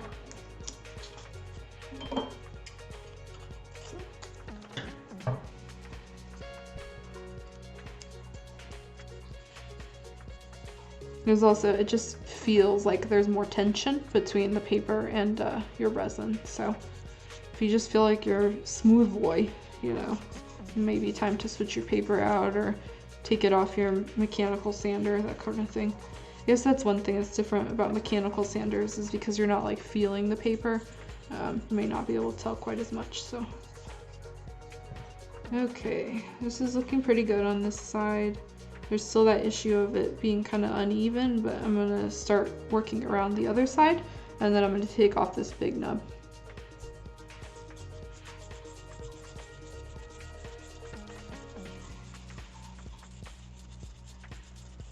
Looks like my stream is running a lot smoother compared to last time.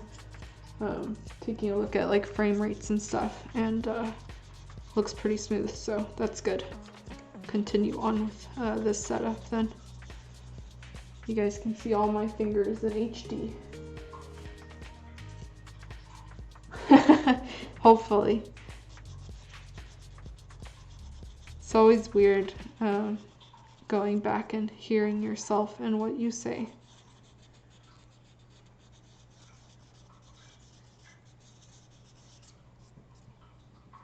sometimes I'm like so in the zone that I'm just like talking and then not realizing what I'm saying, and everything that all these tips and things that I'm talking about, I'm like, wait, did I really say that? So.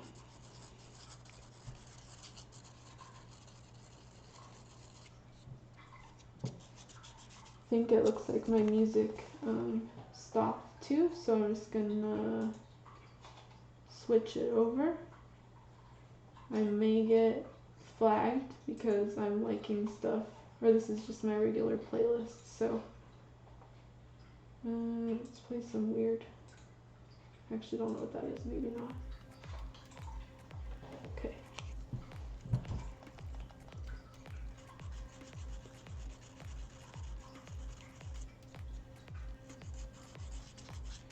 Alright.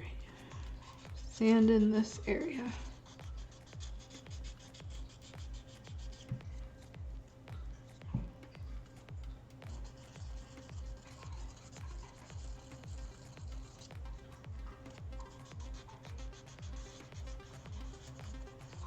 Like I was saying earlier, one of my big passions and side hobbies is like engaging in the indie music scene and like finding new artists and stuff. And so other than figure discords, I'm on kind of quite a few indie discord or indie music discords servers where like stuff is posted and bands and stuff or say when they're playing or what they're doing.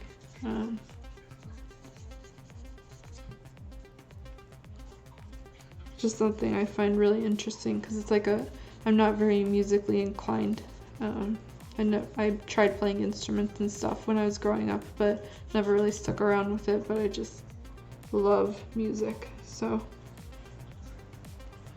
let's see. There's a big bubble here for whatever reason, kind of along the hair, or not the hair, the bottom of the skirt. So that's kind of weird. There's no reason that indicates why there would be a bubble there, but sometimes they just pop up.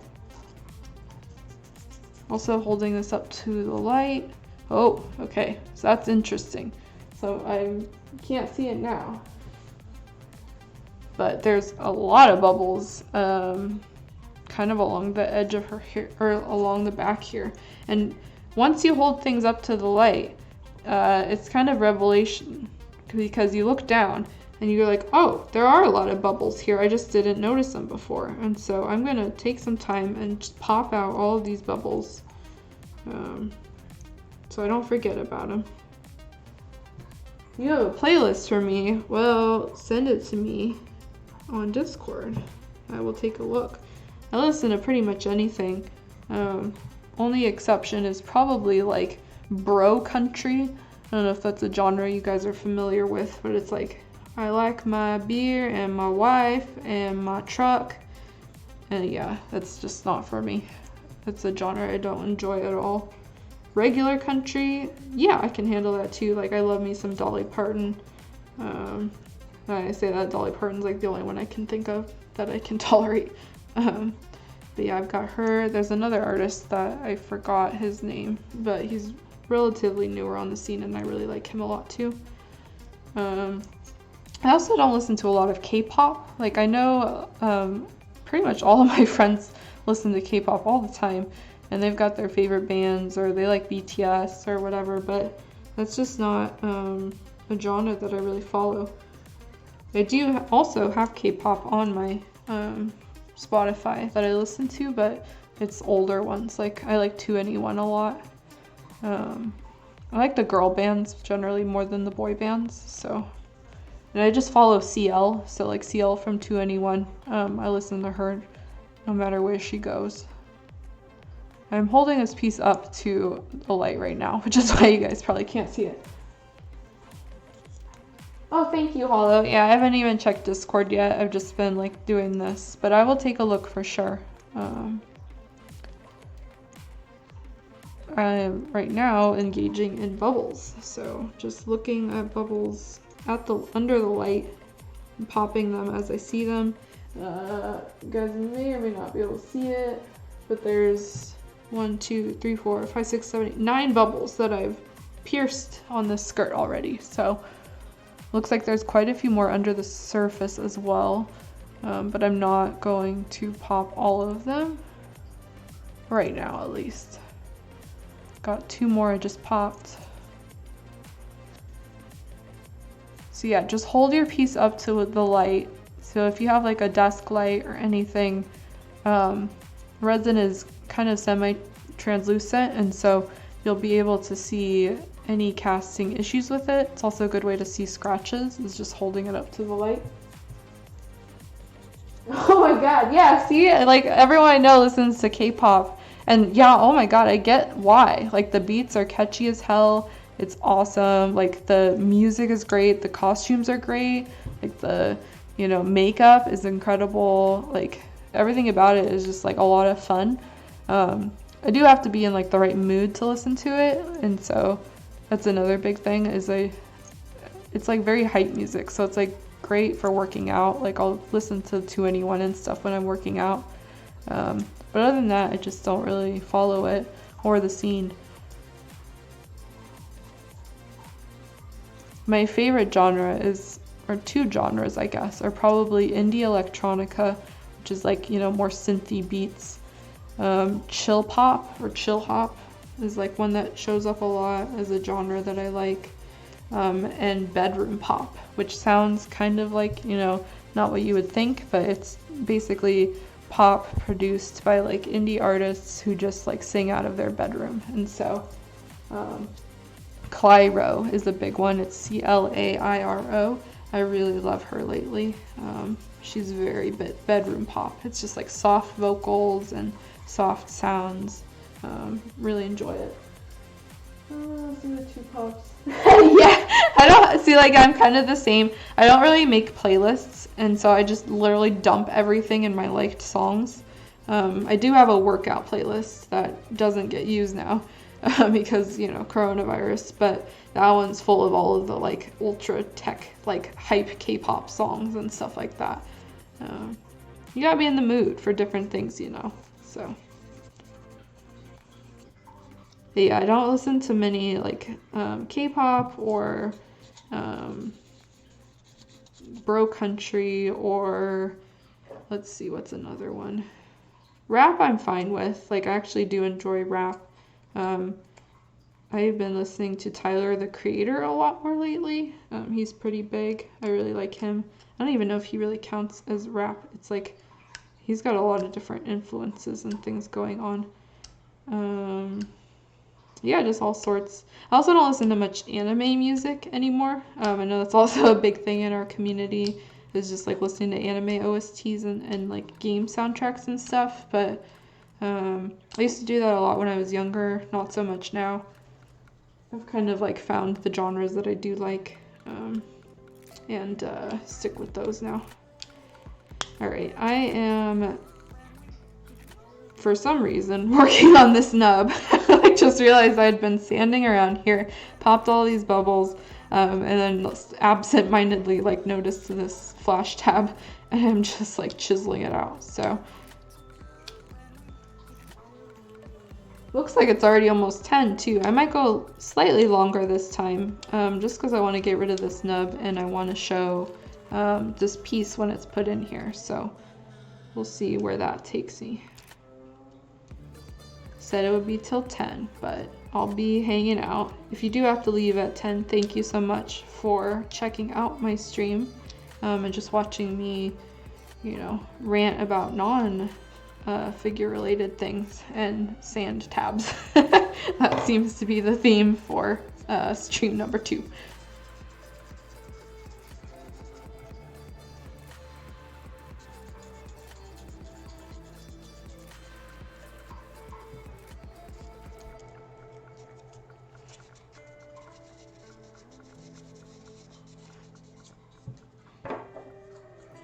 This is a very large tab though, now that I'm looking at it. Like it's a little bit hard to sand down, or not sand down, cut out. But nippers are not the right call for this because you know, there's not really an angle that you can get even with the fine nippers. So my only option here is really to carve it out slowly.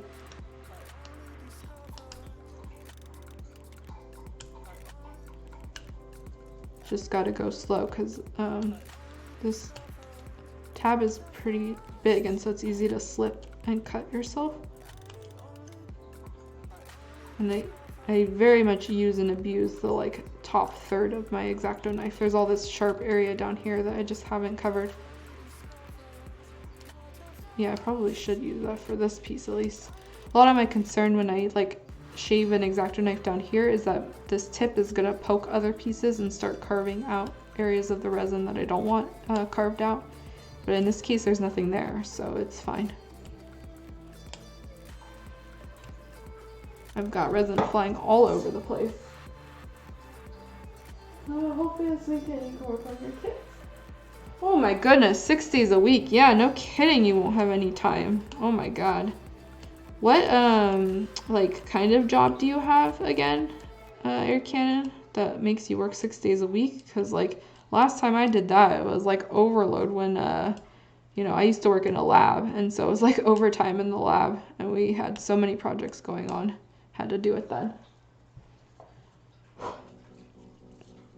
If it's anything like hospital related too, or like, you know, care, everybody's working overtime now and 6 days a week. Oh, yep. Okay, yeah. So anything like manufacturing, mining, yeah, I totally get you on that respect. Yeah. Hopefully you are able to use your time off and just relax, because yeah, that can be pretty intense. This song's okay, but I'm gonna skip it. So. This song's pretty good too. Oh yeah, that's another topic I totally forgot about, and I did want to talk about. And I was like making a mental note to myself to talk about TFO. And so, for those unfamiliar with TFO, it's also called Treasure Festival Online.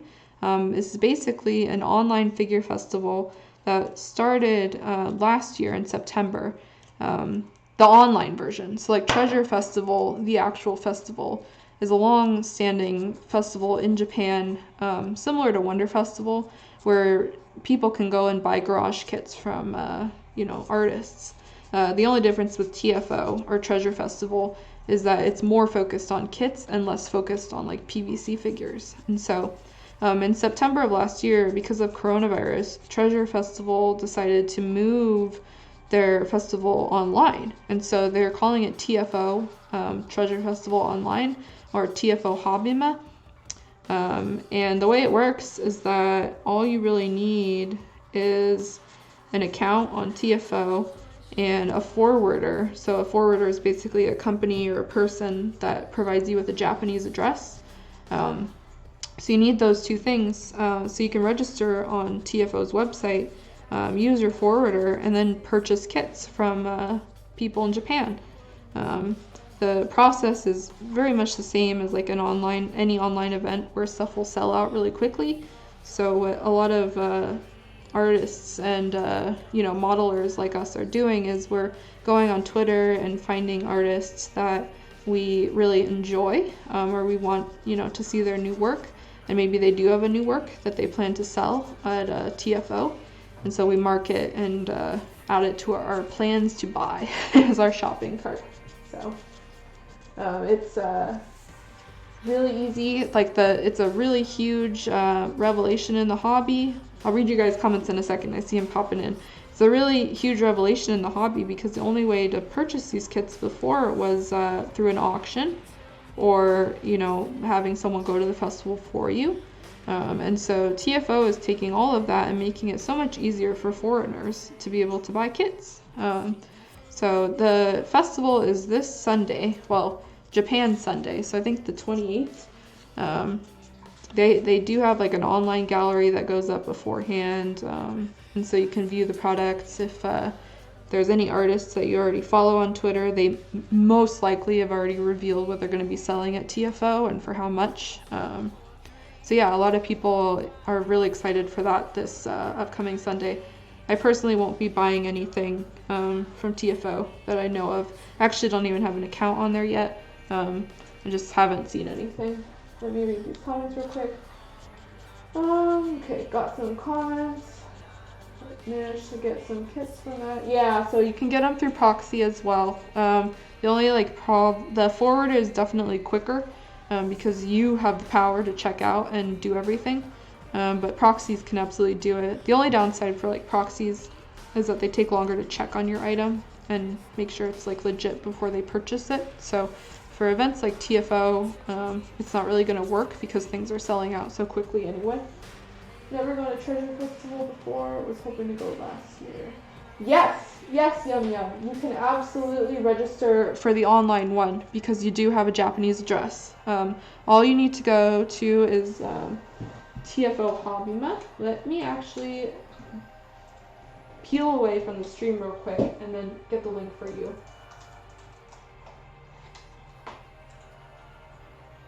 Okay. So hopefully this prints.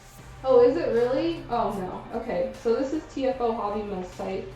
Yeah, registration might have ended. I didn't even think about that. Maybe. You'd have to like look. If you're able to read Japanese and figure it out, then hopefully you didn't miss the period, but it might have been like on the 21st. But yeah, so you would follow that website and you just make an account, although it may be too late to register for this particular event. I'm not sure. Then all you will need is a Japanese address, and you don't even need a foreign credit card or a Japanese credit card or like bank statement or anything, which is usually what you need when you're working with these accounts or with these types of websites. So that was the big appeal, is being able to use any foreign debit or credit card. Let's see. But yeah, I would give it a look. Again, I haven't looked into it really at all because I wasn't that interested in TFO. Although the first TFO is, or not first, second TFO is this Sunday, there is also a third one that's scheduled in May. I forgot if it's the first week or not, but I did some digging. So if you missed this TFO, chances are, like, because the next one is so close, you'll be able, oh, I'm gonna get DMC for this one. Skip Taylor. Yeah, in May. Yeah, so I think TFO 3 is scheduled in May. So that's really not that far. Like, it's only a 3-month difference between the April and, or not the April, the February and the May one. Whereas like last one was in September. So 5 months difference, you know, quite a bit different. Yeah, oh my gosh. So yeah, first TFO had so many issues because they're really figuring out the system and, you know, how to get these things online. And so server would go down. Like, I was reading the night it was happening, or the day it was happening. I guess it was my night, you know, in America. All these Japanese sculptors are just like tweeting out that TFO like site is crashing. Things are an absolute mess. They personally can't even check out with the kits that they wanted. And so if you were able to, they fixed a lot of the issues later on. But if you were able to get kits from that first TFO, like, good for you. It was kind of a racket. But yeah, so the big thing about this particular event and Treasure Festival online is that it essentially functions the same as a regular Wonder Festival or regular Treasure Festival. And so the same licensing requirements are still, you know, applicable. They're granted a 1-day license to sell kits, licensed character kits. So you won't get kits like this Maid. You'll get kits like Saber from Fate Grand Order, or you'll get, you know, Miku's they can sell. Any licensed character kit, as long as they're granted that license, they're able to sell it on that day. So that eliminates the need to find these kits on auction afterwards. Which is huge. Again, this is like something that has never been possible until, you know, September of last year. Big deal if you're in the hobby and you like licensed characters. Because before, your only options were, you know, auction or buying it off someone or going there physically and buying it, finding it on a secondhand website like Mandarake or Jungle or, you know, Surugaya. There's ways to get these kits, but it's never been easier to get them from the source directly. I got a notification. Okay, it's fine. All right, I am almost done with this nub actually, so I'm gonna test with this real quick in all of my ranting of TFO. Oh look, yeah, so this actually fits quite nicely. Yeah, it's really, the fit for this particular piece, like overall, is pretty good. There's a little bit of a tab jutting out here, but I'm not really gonna bother with it because you're not gonna see the kit. There's a huge seam line running all along all of these frills, so that's not gonna be a fun time. It's gonna take me quite a while to sand that down. But as for like the kit itself, aesthetically, in terms of visuals, it's already looking super cute. The auctions. Yeah, oh god, Hollow. Yeah, I have so many stories how like I've gotten into bidding wars, and then other times like I've just gotten a kit and nobody's bid on it at all.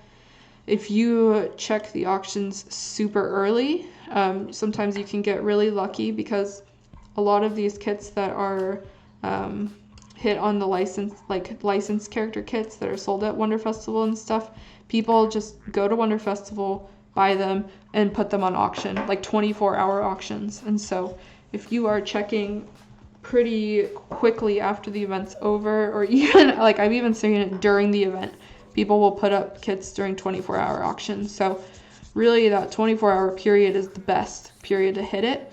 And then after that, like people are like, oh, I need to check auctions, and you can get into some pretty crazy bid wars. Yeah, same here, Hollow. Same here. There was one time I got in a bid war with a dude. I don't even know where he's from, Japan, wherever. And yeah, it went on for over an hour. Because the way auctions work, this is unrelated to, building, but still kit sphere. A lot of kits are listed on the website Yahoo Japan Auctions, which is kind of a Japanese eBay of sorts. It's just the website that they use to list secondhand goods. And so a lot of kits are listed on YJ. We call it YJ as an abbreviation, the day after. And in this case, like I had been bidding on this kit, and another person on YJ decided to keep bidding on it. And the way YJ works is if an auction has less than 5 minutes to it, any bid after that will extend the auction by another 5 minutes. So it's a system that they have in place to prevent sniper bidding. So like unlike eBay, where the auctions end no matter what, and then you get like 20 sniper bids at the end, and whoever bid the most wins. YJ tries to prevent that by extending the time of the auction. So what Hollow means is that, they bid. Wait, so? Oh no. Sorry, I'm interrupting. So what happens is someone bids, and then another person bids, in under the 5 minute mark, and it drags it out by 5 minutes. So Hollow's like person that they went up against kept dragging that auction out 5 minutes. I also see a follow. Thank you so much, Mr. Freake. Is that your name, dude? Thank you so much for the follow. We're just talking about kits and auctions and problems, with the system. And so what has happened to, Hollow in the comments as well as me is that we've gotten to bid wars. And it seems like Kenan as well. Yeah, exactly. It drags it out. Like the longer you go, it just keeps dragging that auction out. And so at some point, like it either gets high enough, the auction gets high enough where someone's like, you know what, forget it. Or you just give up, or, the auction just ends because they forget or something. And so, yeah, it can get pretty intense. I've definitely sat on my PC for over an hour bidding an auction up. And the higher you bid it, the more it's going to set that bid too. So it's fun times. Yep, exactly. It's just endurance. You're like, and the thing is, a lot of auctions in Japan end around midnight in Japan. For whatever reason, it's just like a default or something that they set it at. So if you're like bidding against someone in Japan, they're like dragging it out to 1 a.m., 2 a.m. their time. It's just not great. But hey, man, if there's a kit you want, you just got to keep at it. If there's something that you're looking for. I've fought my fair number of battles on YJ. What type of bid increases? In terms of like how much money? or because if it's like in terms of money, there's set amount. You can set the amount at whatever you want, but you can also have it like go up in defaults. I think it goes up at first every 100 yen, which is about $1. But once you get pretty high, it goes up by like 500 yen, which is $5. And so, yeah, exactly. You want to try to do the 100 yens as much as you can. What you can also do, and what I have done before, is set your bid higher than the like minimum amount. And so the way that it will work, I'm not sure if eBay is the same, is like if somebody bids 10,000 yen on an item and you put your max bid at 15,000 yen, so like $150, they will have to keep bidding up to reach that 15,000 yen mark. Does that make sense? And so like it'll say that they were outbid, and they'll say, oh, well, I'm going to put in 11,000 then because they bid 10,000 at first. And it will still say your minimum bid is too low. And so they'll have to keep bidding up until they reach your max one. And for some people too, that's just like demoralizing. Like they have a set limit maybe that they don't want to spend past, 13,000 yen. And so if it goes past that, they'll stop. But if they bid up to 13,000 and your max is at 15,000 and you win that auction, you only have to pay 13,000. It's not going to bump you up to that 15,000 yen mark. So there's a lot of strategy involved. It's a different system than eBay, like traditional eBay, mostly because there's no sniper system involved. And when I do buy off of like eBay, American eBay, I'm usually using the buy it now feature. Like I don't snipe bid or buy things off of eBay itself. There are kit deals on eBay too, but because it's like sold by foreigners, like a lot of times they're scalped up, but you can get some really good deals on those as well. Really? You haven't seen it? I don't know. I use a Zen Market system, and like whenever I put in a max like 15K, if somebody doesn't bid higher than 15K, it'll give me that lower price. Like it won't automatically bump me up to 15. I'll have to look again. It's been a while since I've like done a bid war, mostly because I am trying to stay off of YJ. It's too easy to find stuff.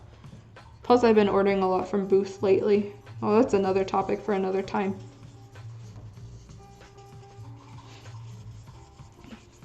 Back on kits though, this skirt is starting to look really good. Basically what I did is I cut the nub off of both sides, and I've been slowly smoothing down the seam line that was running along this area.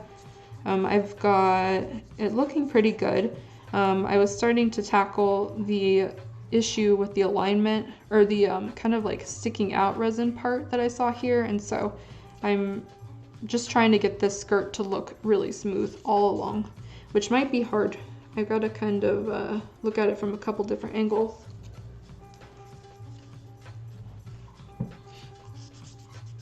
Yeah, auctions can be dangerous hollow. It's like, man, there's been times where I have just like, yeah, I've had a couple regret purchases because I've been like, that kit looks really cute, I gotta have it.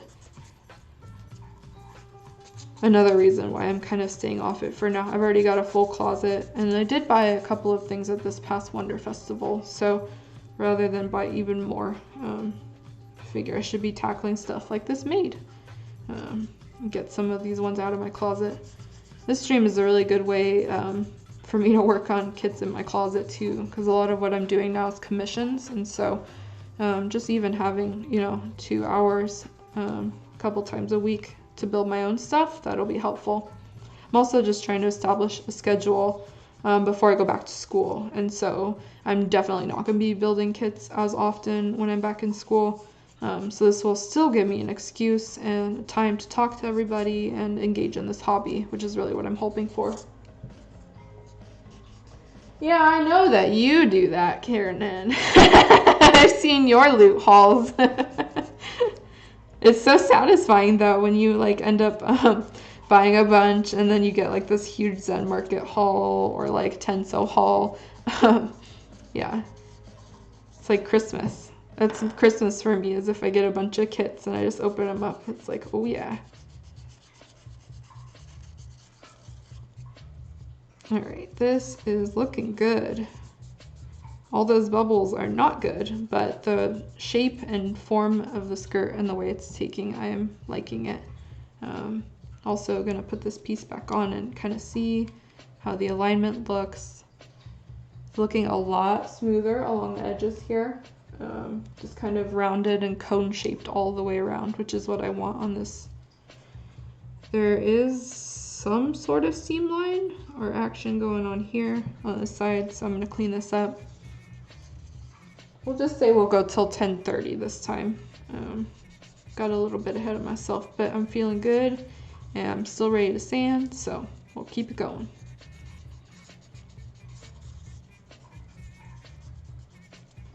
Feeling this funky song. So already wearing down my 800 paper though.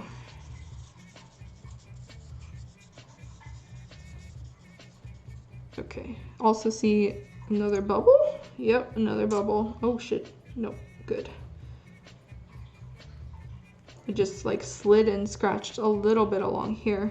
Oh yeah, I kind of see it. So another risk you want to be careful of is when you're drilling, make sure you're on a flat surface, because if you slip and kind of slice your drill bit along it, you're gonna end up scratching your kit. So I'm gonna go over this area along with the 800 and it should be fine. It's pretty shallow. How do I plan on connecting the frill piece and the skirt? Good question. Let me take a good look at it, because by now I've just kind of been like putting it back and forth.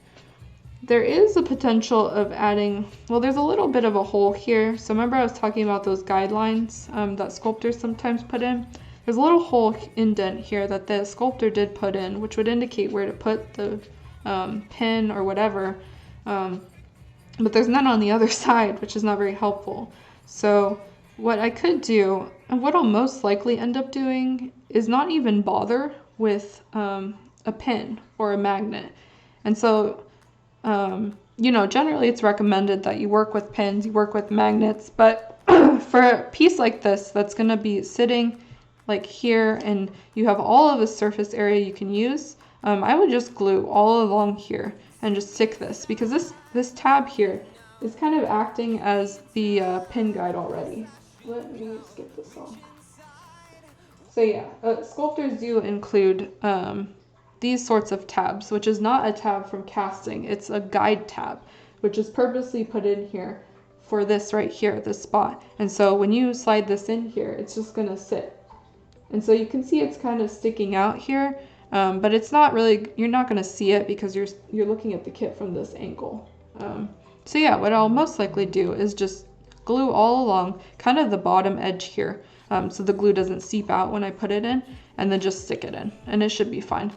Because there is that guide hole, and this is actually a really nice fitting cast, I won't really have any issues with that. So there is a seam line running kind of along the inside of this frills, which I'm going to clean up a little bit but not do too much crazy work. The more problematic one, I think, will be handling this connector, because there's just kind of a hollow hole here. And so even if I stick this hole in here, I'm not going to have any magnet to stick it to. I think this is a situation where you just have to glue it. It's not going to move anyway. It's pretty stable. And it's actually a really good fit. There's no need to add a pin or anything. So I'll just plan on putting glue kind of around here, maybe on the inside, and then stick it together. In terms of other like pinning plans, let me take a look at her. Let's see, her arms. Her arms here, I'm almost likely use magnets. There's a really nice guideline here and a circle, which a pin will fit, or not a pin, a magnet will fit in perfectly. And that way I don't need to drill a hole into her like really shallow arm here and put it in. Let's see. What's the best way to keep your fingers from getting raw from sanding? Can start hurting after a bit. I think I would try first adjusting your pressure that you're putting against your like the piece and your sandpaper and your finger. What happens to me sometimes is that I end up pushing really hard on the paper when that's not needed at all. And so like I'm pushing down, like my fingers, you can see that they're really strained. They're turning kind of red. you really don't need that much friction on the sandpaper and your piece to get rid of that sand. So sanding practices, generally I push lightly against the piece and I work in a circular motion. I can usually get away with a couple hours of sanding this way, just kind of rubbing gently along the piece, working in a circular motion without hurting my fingers. If your fingers are especially sensitive, I would recommend checking out a mechanical sander. I don't have any links in particular to those, but there are quite a few Japanese brands that have like these electronic devices that auto sand, and so they'll rub it back and forth really quickly.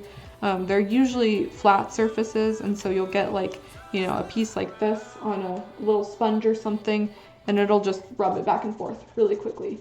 So what I like about using hand paper is that you can curve it, and work along the curves, and you don't risk, ruining any curved surfaces, but those are absolutely helpful. They're much quicker than the method that I use, and so maybe check that out as well if you're having some finger problems, because carpal tunnel especially can be like a thing. I've definitely gotten hand cramps, I've gotten blisters from pinning, so like I've been like using my pin vise all day and then I get like a blister from it. So just be careful, know your limits with your tools. Let's see. I think I have a kit from Whoopie Pie. Oh yeah, I have a couple of her kits. They have issues with the seam lines and the guidings for sure. So yeah, really what you want to find out when you look at your kit is kind of diagnose where you will need to pin, where you will need to magnet, and where you'll probably just need to glue. So yeah, for this one, like piece right here, I would just glue. These arm holes, the fit is already pretty good, so I will most likely just add a magnet on the ends here. Let's see. I'm not sure why there's this hole here in her bloomers. I don't really think that's even necessary. Why is that there? Interesting. Yeah, so there's a hole on her bloomers. I don't know what that hole is used for. Maybe a magnet, but there's no... Yeah, it's most likely a magnet slot. I'm just looking at my kit at this point. So there's a hole here in her bloomers I think is used that you would install a magnet and that would push it along the edge of here. Let's see. Oh, circular. Yes, definitely try cutting your sandpaper. What I actually do is I just cut slices of hardware paper. So like I buy, bulk sheets from a hardware store in 400, 800 grits. You can see kind of the 3M logo here. This is from a huge sheet. Let me pull it out actually.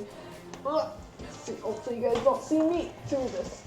So yeah, I've got this huge sheet, 400. This is just the 400 one. Giant, sheet of sandpaper. And I just cut it into these smaller sheets because you can buy, hobby grade ones. I do have those as well. Let me pull it out real quick. So this is a finishing set. So these are finishing sandpapers. You can see it's 1200. Oh god, I'm trying to angle this. It's backwards too. 1200, 1500, and 2000 grit. So you would use these either, when your kit is primed and you're smoothing it down, or you are finishing up and you want to smooth down your paint job a little bit. But these hobby papers come in such small packets and you don't really get a lot for your, your buck there. And so what I do is I just buy these smaller grits in these giant sheets, cut them down to size. I don't even use the, these long ones. I just cut it in these tiny, I cut it in these tiny sections. And so you don't really need that much room, especially if you're working on a small kit. So definitely try that. Yeah, sorry. Let me move it a little. Thankfully, I've got, there we go. I think we're good. Ish. Yep, we're good. Okay.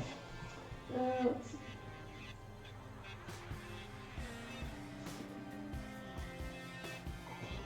Oh, yeah, absolutely. I know that's a pretty common thing is like not knowing or not being sure which grit to use for your sandpaper. And so what I generally do is I use a 400 grit when I'm working on the very first beginning.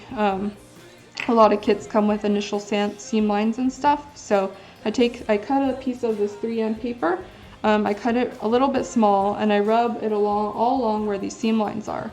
After that, I take a higher grit, in this case an 800, and I kind of buff the area out. And so really what you're doing is you're working from lower grits, which are rougher, into higher grits, which are softer. They have more particles per like square inch. And so when you get really high into like those 1200, 2000 grits, you're not going to be doing that much to your resin, right? It's so soft at that point, you're just buffing it out, making sure the surface is smooth. So for most of the prep work that I do, I use the 400 for the initial, the 800 for like fixing and just kind of buffing stuff out. And then I work from 1000 to about 2000 on, you know, sanding primer, sanding paint down, that sort of thing. You really won't need any higher than 2000 in this hobby unless you're trying to purposely polish a piece. And so that's a whole other ball game, is polishing pieces. At that point, you're getting into like almost automotive sandpaper, which can run from like 2500 grit up to 5000 grit. And for any like common garage kit purpose, you're not going to need that. At that point, you're polishing like chrome to make your, you know, metallic paint look super smooth and shiny, that sort of thing. Or like if you want like a mirror glass finish, that's when you would use, you know, those higher grits. So hopefully that gives you a little more input onto sandpapers. I know modelers kind of have different, you know, grits that they prefer working with, which is totally fine. This is just something that the two that I usually work with. I do recommend though, when you're priming, that you go over your prime job with a really fine grit sandpaper. I usually use like a 1500 to a 1000 or 2000. Because that'll smooth out all of those like little dusties that get caught on your prime job. And that's a big thing that I notice for a lot of beginners, and myself too. I've caught myself, your camera will pick up those dusties and the little bits. So you want to make sure your surface is smooth because the paint's not going to get rid of that.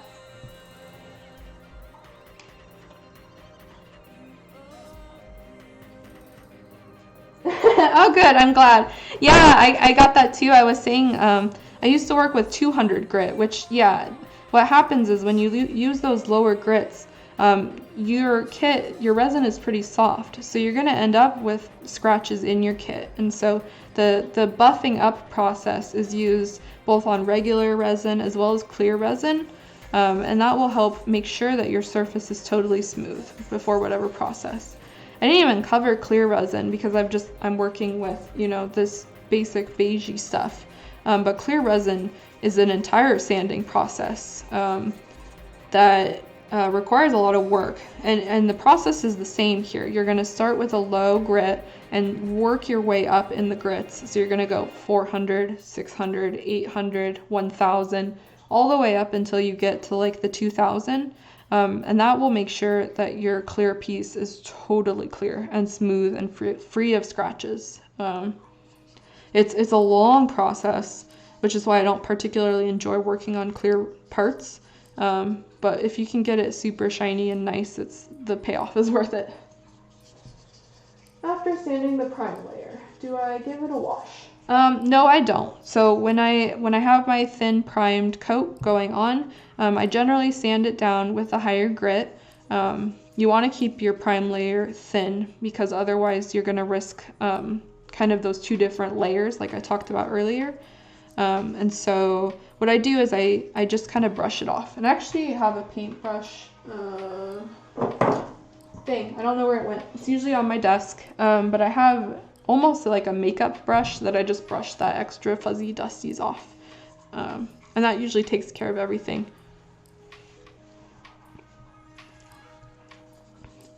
Also, just like sometimes I'll take a Q-tip of all things, and so if it's in like a crack, so like if there are tiny dusties in here, I'll just kind of like wipe the dusties out with a Q-tip. You just want to make sure that you're not getting more fuzz, you know, in your paint job or on your primer layer, because if you do, or if you like get fuzzies from your paper, that could be an issue as well.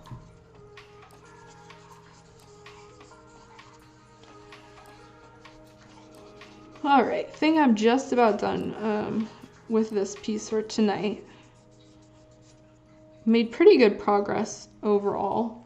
We ended up sanding all of the rest of this hair, which is great. Haven't had any real progress in terms of putting the hair against here, so I don't have like an accurate representation of what this will look like, but we're getting there. I kind of started with the hardest piece, and then I'm moving on to the piece that had the big nubs, but as you can see now, there's no nubs at all, and it's totally smooth, and we're looking good. So I'm gonna do a final check here. Oop. There we go. I have my, just pressed on my Bluetooth headphones. Let's see. Do a little bit smoothing, more smoothing on this area.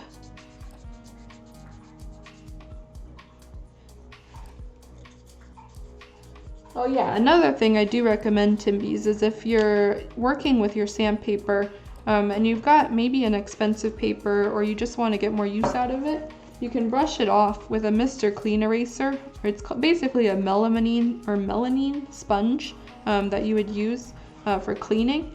And because this is like a super fine grit paper in a way, it's like an ultra high grit, you can just rub all the dust off of your sandpaper and then reuse it. It's a tip that I learned from a Japanese modeler. And a lot of people in this hobby use these Mr. Clean erasers or the melamine sponges to remove marks from PVC. And so it's just kind of like a really high grit sandpaper in a way. It'll remove, you know, some imperfections and stuff, but it won't damage your figure. I'll be talking about this a lot more later because I've started to use this because of a Japanese modeler, and it's made a huge difference in how I paint. So lots more tips on that later. Oops, picked up the 400. Give this a final buffering with the 800. And then I think I'll call it a night tonight. Let's see.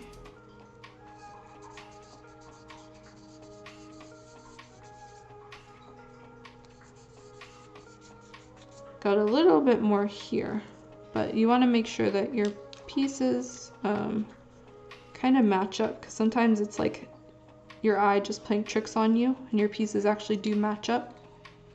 So you want your fit to look good from all angles. Okay. In this case, looking back at it, it is a little bit uneven right here, and so I'm gonna buff this out.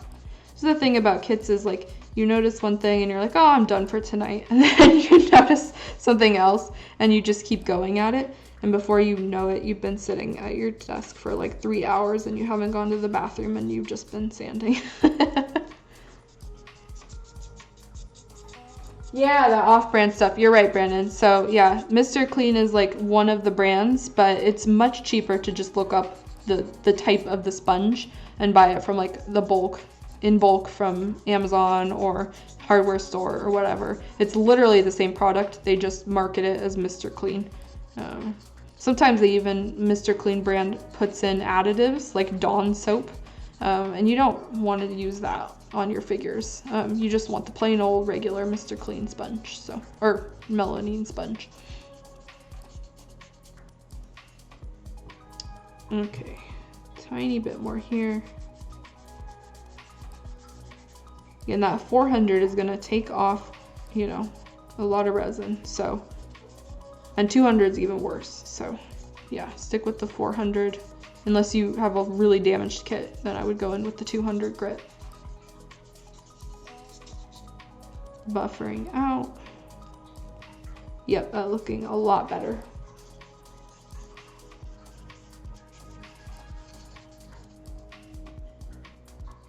Give it a final look. Let's see.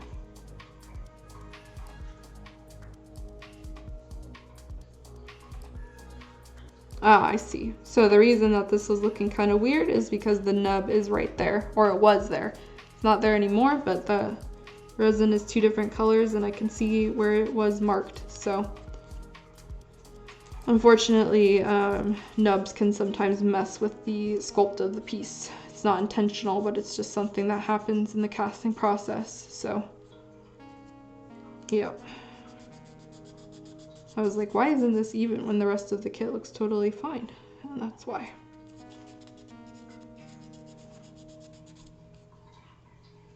Okay, last look as I say that for the 5th time.